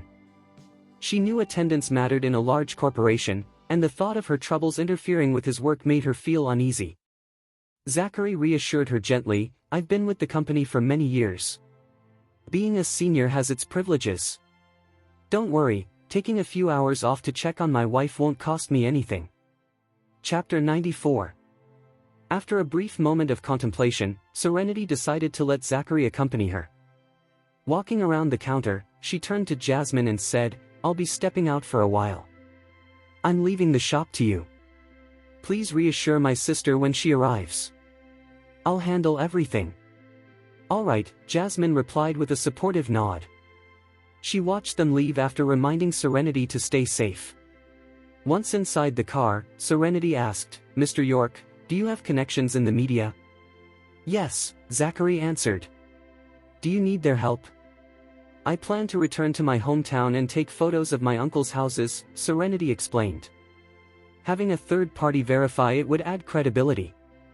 I still don't know exactly what my relatives do for a living. She added that her grandparents were still living in her family's old house. She intended to document their living conditions. Visual proof was necessary to counter the lies being spread online. For now, Serenity chose not to engage directly in the online chaos. The trolls were ruthless, and netizens were attacking the sisters viciously. She believed that once the truth emerged, public outrage would shift toward the Hunts. It was only a matter of time. I can have someone investigate your relatives' jobs and income, Zachary offered. After that, you can write about what really happened. If you need help drafting it, I can arrange that too. Thank you, but I won't be tweeting, Serenity said calmly. My sister has a habit of keeping a diary. She wrote down everything that happened. I still have that diary. I'll photograph the entries and post them online. She continued, my grandparents signed a contract with us when they accepted part of the insurance payout. There are 3 copies, one with the town council, one with our relatives, and one with my sister and me. I'll post that contract as well. The truth will come out, Serenity said steadily. It would be even better if the town council posted their copy. She sighed lightly. We've been away for so long. The town council might not help us. They'll likely side with my relatives, especially since John earns over $1 million a year. That town operates like one big family, they'll naturally support the wealthy ones. Zachary remained silent as he drove, knowing she wasn't wrong. The diary and the contract should be enough, Serenity concluded. Zachary said nothing, already planning to call Josh once they reached a rest stop. He needed Josh to mobilize the town elders and those who remembered the past. Josh had a way of making things happen. What Serenity didn't realize was that the evidence she planned to release could easily be twisted if the Hunts challenged its authenticity. Without insiders backing them, the sisters would struggle to escape the scandal entirely. Meanwhile, Liberty and Serenity were already being cornered. Any media outlet that dared to touch Mike's narrative faced the risk of being permanently blacklisted. Anyone who crossed him was openly challenging his authority. Zachary had no intention of letting those who twisted the truth and slandered the innocent walk away unharmed. Thank you, Mr. York, Serenity said sincerely, unaware of the storm brewing in Zachary's mind. Her voice was soft, grateful, she was simply relieved not to be alone. Zachary looked at her seriously and said, we're husband and wife. To the vehicle after a moment, leaving Serenity slightly puzzled. Are you okay? She asked, noticing the sudden change in his demeanor. Zachary nodded, a faint smile returning to his face. I just forgot something, he said before rummaging through the glove compartment. As Serenity waited, she reflected on their conversation. Many couples tend to separate when faced with challenges, she said thoughtfully. We got married without really knowing each other, and we've only spent 2 weeks together. I appreciate that you're willing to navigate this situation alongside me. She knew the scandal could spiral out of control if it wasn't handled properly, and the people around her could easily get dragged into it. My sister and brother-in-law were college sweethearts. They dated for years before getting married, and they have a son together, Serenity continued, offering a glimpse into her family. However, my brother-in-law didn't handle things well when he found out that my sister and I were vilified online. Zachary paused before responding. Serenity, you can't judge every man based on your brother-in-law's actions. That wouldn't be fair. Not everyone is the same. He thought of Hank's shifting attitude toward Liberty but chose to keep his suspicions to himself without solid proof. Still, deep down, he sensed that Hank might be up to something disturbing. True, Serenity conceded. Watching Liberty's marriage had made her skeptical about love and relationships. Still, she felt fortunate to have Zachary. Though he occasionally bruised her pride, he proved dependable when it truly mattered. Her thoughts drifted to Jasmine's playful teasing. With the 6-month contract in place, perhaps she should genuinely give this relationship a chance. There's a rest stop ahead, Zachary said, interrupting her thoughts. do you need to use the restroom? I want to fill up the tank. Sure, Serenity replied comfortably. The car cruised along the highway for several minutes before reaching the rest area. Zachary parked, and both of them stepped out to stretch their legs. However, Zachary suddenly turned back toward the car, leaving Serenity wondering what he had forgotten. After washing his hands, Zachary returned to the car and called Josh. When Josh answered, Zachary said firmly, "Josh, it's crucial that you get those who know the situation to speak up for Serenity." After a brief pause, Josh replied, "It's not a big deal. I can handle it with one phone call." Zachary was once again taking serious action over something that seemed minor. Josh had interacted with the local community while investigating the hunts. "What's Serenity planning to do?" he asked, aware that the CEO's wife was involved. Truthfully, he was just curious. "She's gathering as much evidence as possible to prove that those relatives can afford the medical expenses. She plans to present the signed contract and proof of how the hunts treated her and her sister. If the community stands behind the girls, I believe we can turn this around." "Serenity is calm, rational, and articulate, just like you," Josh commented. Zachary raised an eyebrow and snapped, "How is she like me?" "She's your wife. After spending so much time with you, she's picked up your composure. Even as a victim, she's holding herself together. What's wrong? Are you annoyed that I'm praising her intelligence and grace?" Josh teased. Zachary felt the urge to hang up immediately. "Can you send someone to the hospital to check on her grandmother's condition?" he asked instead. "Sure," Josh agreed. Then he added, "I've done quite a bit for you. Can I take a week off when you return?" "You'll be lucky to get a day off," Zachary shot back. "If you take a whole week, people might think you're about to get fired.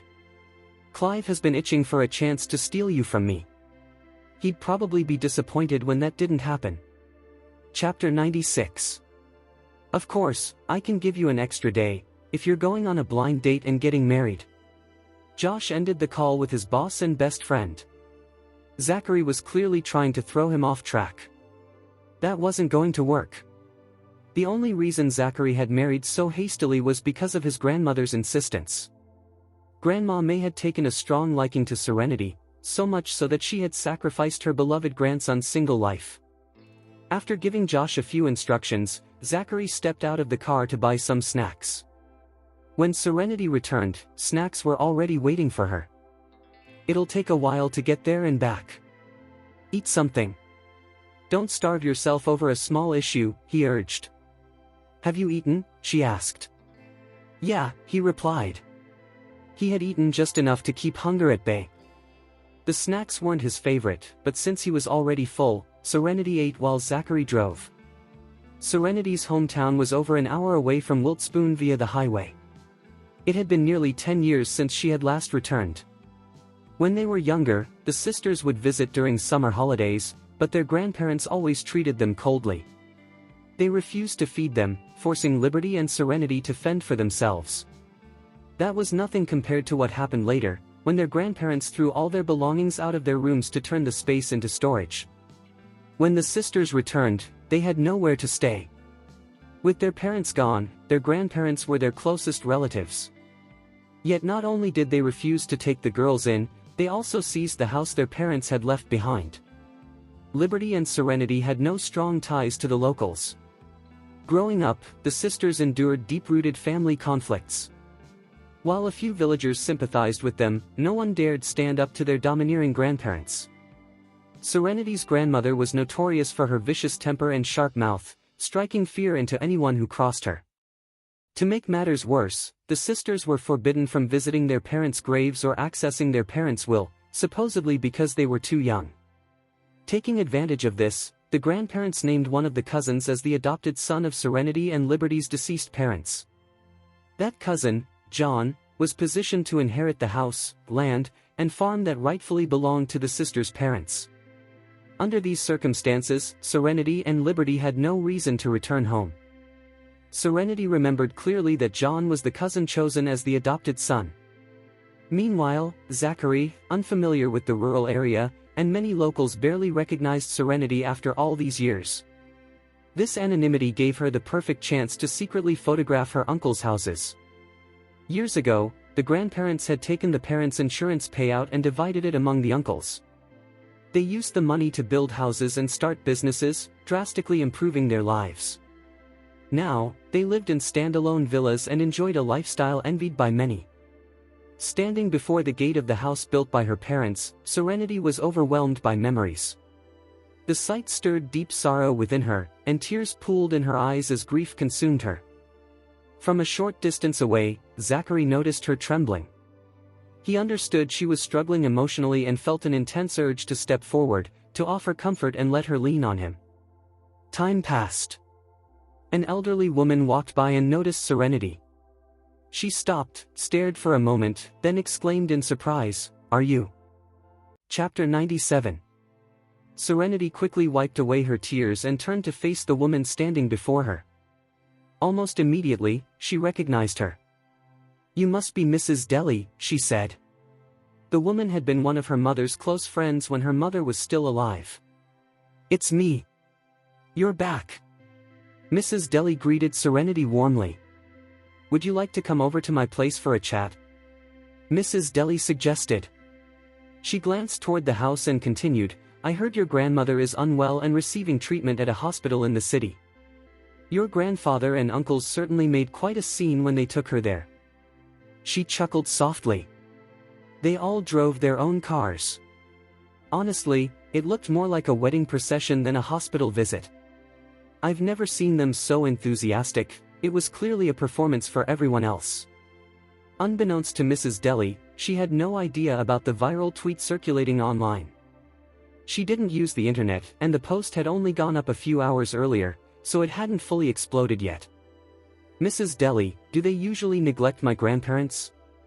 Serenity asked, curiosity creeping into her voice. "Well, they normally only show up during holidays," Mrs. Deli replied. "Your grandfather has a pension, plus there's still money left from your parents' insurance. They don't really lack funds. I heard they've saved close to $400,000. She gestured toward the nearby villas. "Those houses belong to your uncles. They're the wealthiest family in this area.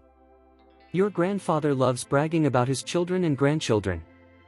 She paused mid-sentence. "If it weren't for..."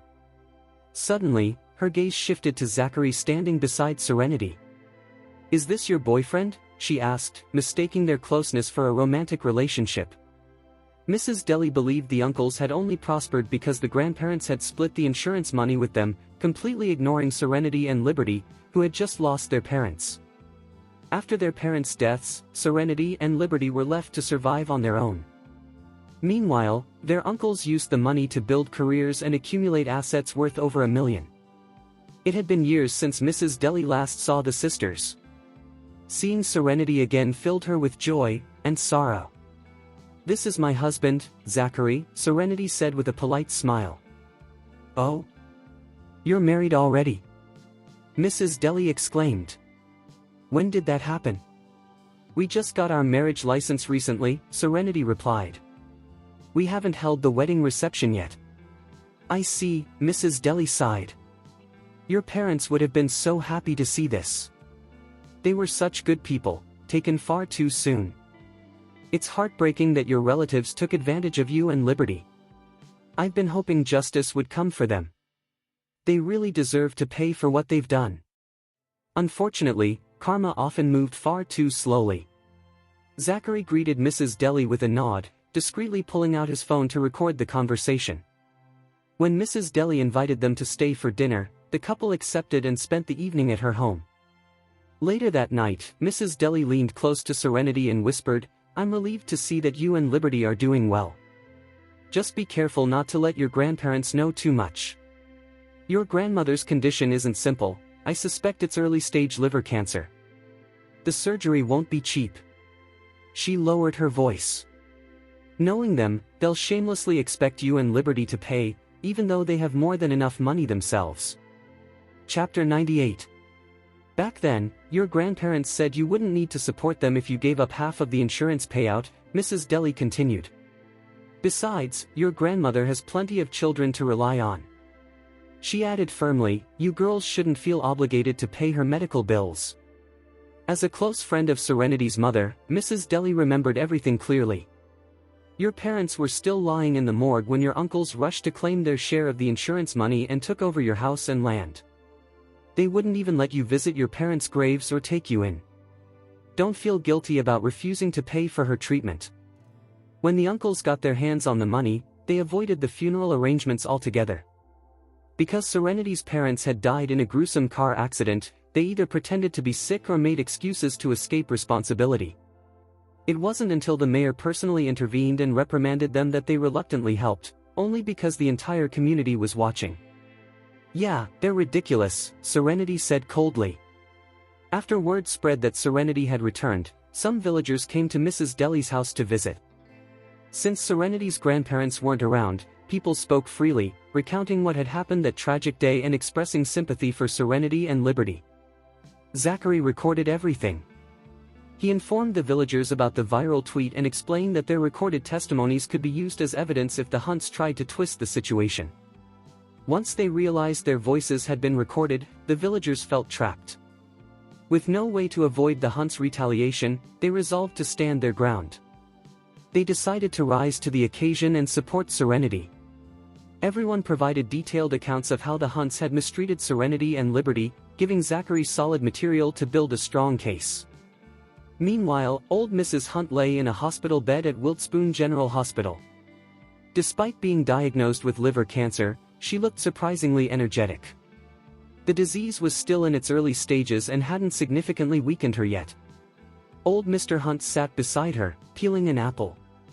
Turning to his eldest grandson, Mike, he said irritably, "Didn't you say your plan was foolproof? It's been days, and Serenity and Liberty still haven't sent the money." He continued angrily, "Your grandmother's surgery is in 2 days. The operation and post-op care will cost several $100,000. Those girls have lived in the city for years, they must be doing well. They should pay, no matter what." Though old Mr. Hunt usually appeared mild, his deep-rooted patriarchal mindset always surfaced when money was involved. He refused to touch his son's or grandson's money and instead demanded contributions from daughters and granddaughters. This time, the couple was determined to squeeze Serenity and Liberty dry, especially because they still resented Liberty for refusing to support them after her marriage 3 years ago. Mike reassured him, "Don't worry, Granddad. My plan is already working. I had a friend help me post the tweet, and it's still spreading online. Netizens are tearing them apart. Some people are even saying a pet dog shows more loyalty than those sisters." Mike felt satisfied as he scrolled through the hateful comments. Blocking his number had cost them dearly. "I'll have John write another tweet," he thought. John, a senior executive at a subsidiary of Stone Group, had a secretary who was excellent at crafting persuasive pieces. After all, netizens always loved a dramatic sequel. Chapter 99. Won't they try to explain themselves online? Old Mr. Hunt asked. The internet felt like an alien world to him. Still, he knew very well that the story his grandson had posted on Twitter was fabricated. What worried him was that his 2 granddaughters might come forward to clarify the truth, leaving the Hunt stripped of both money and dignity. Who would believe them? Old Mrs. Hunt scoffed. We hired trolls to flood the comments with filth and dig up dirt on Serenity and Liberty. If they dare show up online, the netizens will rip them apart. She turned to Mike and barked, grab my phone and call Serenity again. If she wants to avoid public humiliation, she'd better cough up the money immediately. Liberty probably doesn't have much since she has a family to support. You need to force Serenity to loosen her purse strings. Tell her we'll delete the tweet in exchange for $600,000, old Mr. Hunt added coldly. Otherwise, she can brace herself for disaster. She won't be able to show her face in public after this. Granddad, we shouldn't contact them first, Mike said calmly. If we reach out, we lose leverage. We'll get what we want only if they come begging. Mike believed the trending tweet alone would be enough to force his cousins out of hiding. Old Mr. Hunt mulled it over and nodded. Whoever made the first move would indeed be at a disadvantage. After a brief pause, old Mrs. Hunt added, people might not even recognize them. The photo you used is over 10 years old. The last time I saw Liberty, she looked just like her mother. Serenity, on the other hand, takes after her father. That was the only photo we had, Mike sighed. They cut contact after turning 18. Where was I supposed to get a newer one? The sisters had changed drastically as they grew into adulthood. Suddenly, Mike frowned. Why did our tweet drop out of the trending list? He refreshed the page. It sank even lower. Alarmed, he immediately called his friend. Even after getting through, Mike felt helpless. There was nothing he could do to stop the decline. What's happening? Old Mr. Hunt asked anxiously. Did Serenity and Liberty explain themselves? No, Mike replied. Some netizens started defending them. These people clearly know them personally. Then he added, also, another tweet overtook ours. It's about the richest heir in Wiltspoon and Elisa Stone, the Stone Group heiress. Elisa had finally attracted public attention due to her connection with Zachary, but the story about the so-called ungrateful granddaughters had overshadowed her spotlight.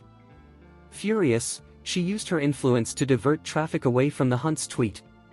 Because of Elisa's interference, the Hunts' tweet plummeted down the rankings. Mike clenched his teeth. His only option now was to contact media friends and have them keep pushing the story to widen its reach. That evening, Serenity and Zachary returned to the city. Let's get dinner, Zachary said softly. We can eat before going to your sister's place. Sounds good, Serenity replied. Throughout the day, she had been watching how Zachary handled everything. Trust and confidence were steadily forming in her heart. He was sharp, perceptive, and calm. More importantly, he was attentive to her emotions and never let her go hungry. That night, he took her to a high-end restaurant, choosing a window seat. Just as they finished ordering, Zachary's phone rang. It was Nana. Zach, are you with Saren? Grandma May asked. I think her phone is off. Chapter 100. Zachary handed the phone to Serenity. Serenity's own phone was dead, overwhelmed by non-stop calls and hateful messages from netizens. The silence was oddly welcome, even though it meant her loved ones couldn't reach her. Who is it? Serenity asked. Nana, Zachary replied. Serenity smiled warmly. Nana. I just saw the tweet, Grandma May said anxiously. Are you okay? Do you need help? Just tell Zachary. He knows plenty of powerful CEOs, cleaning this up would be easy for him. She added bluntly, and don't hold back just because you're married. If he isn't helping enough, tell me. I'll scold him myself. Grandma May had only just learned about the situation. The story hadn't spread as widely as expected, largely because the tabloid news about Zachary and Elisa had stolen most of the attention. Even the press retweets hadn't gained much traction. Callum had informed her that Serenity was being maliciously smeared by her own relatives. I'm fine, Nana, Serenity said gently. It's not a big issue. I can handle it. Zachary has been with me all day and has been incredibly supportive. That's good, Grandma May replied with satisfaction. At least the boy knows how to act like a proper husband. Despite her words, Grandma May had her own plans. She was counting down the days until the couple could spend more time together and deepen their bond. This chaos was the perfect opportunity for Zachary to fully appreciate Serenity's strength and charm. She knew her grandson well, independent, relentless, yet soft-hearted beneath his cold exterior. Grandma May eagerly awaited the day they officially became husband and wife. Only then could she start dreaming of a great-grandchild. Of course, she kept that thought to herself. After checking on Serenity, Grandma May hung up without saying a word to Zachary. He was used to Nana's bias. Without granddaughters of her own, she doted shamelessly on Serenity. Once his brothers married, Nana's affection would likely spread to the other daughters-in-law. After grabbing food, Zachary drove Serenity to Liberty's home. Hank wasn't there. He had texted Liberty, saying he'd be working late and told her not to wait up. Liberty had long accepted that her husband could no longer be relied upon for comfort or protection, but her worry for Serenity never faded. When Serenity arrived, relief flooded Liberty's face. "Where have you been, Seren?" she asked. "I went back to our hometown and gathered evidence," Serenity replied. "Are you okay, Liberty?" "I'm fine," Liberty said. "I've been detached from everything for years, just raising Sunny. I don't go out much, so it doesn't affect me. Things have been quiet since I changed my number." She hesitated, then added, "The tweet didn't stay trending for long, but it started spreading again after the media picked it up. A former colleague saw it and sent me the link, asking if..." Serenity clenched her fists. So they were still talking. Her relatives truly had no shame. It seemed they were determined not to let her escape. "Liberty," Serenity said firmly, "go get your diary. It's time we fight back."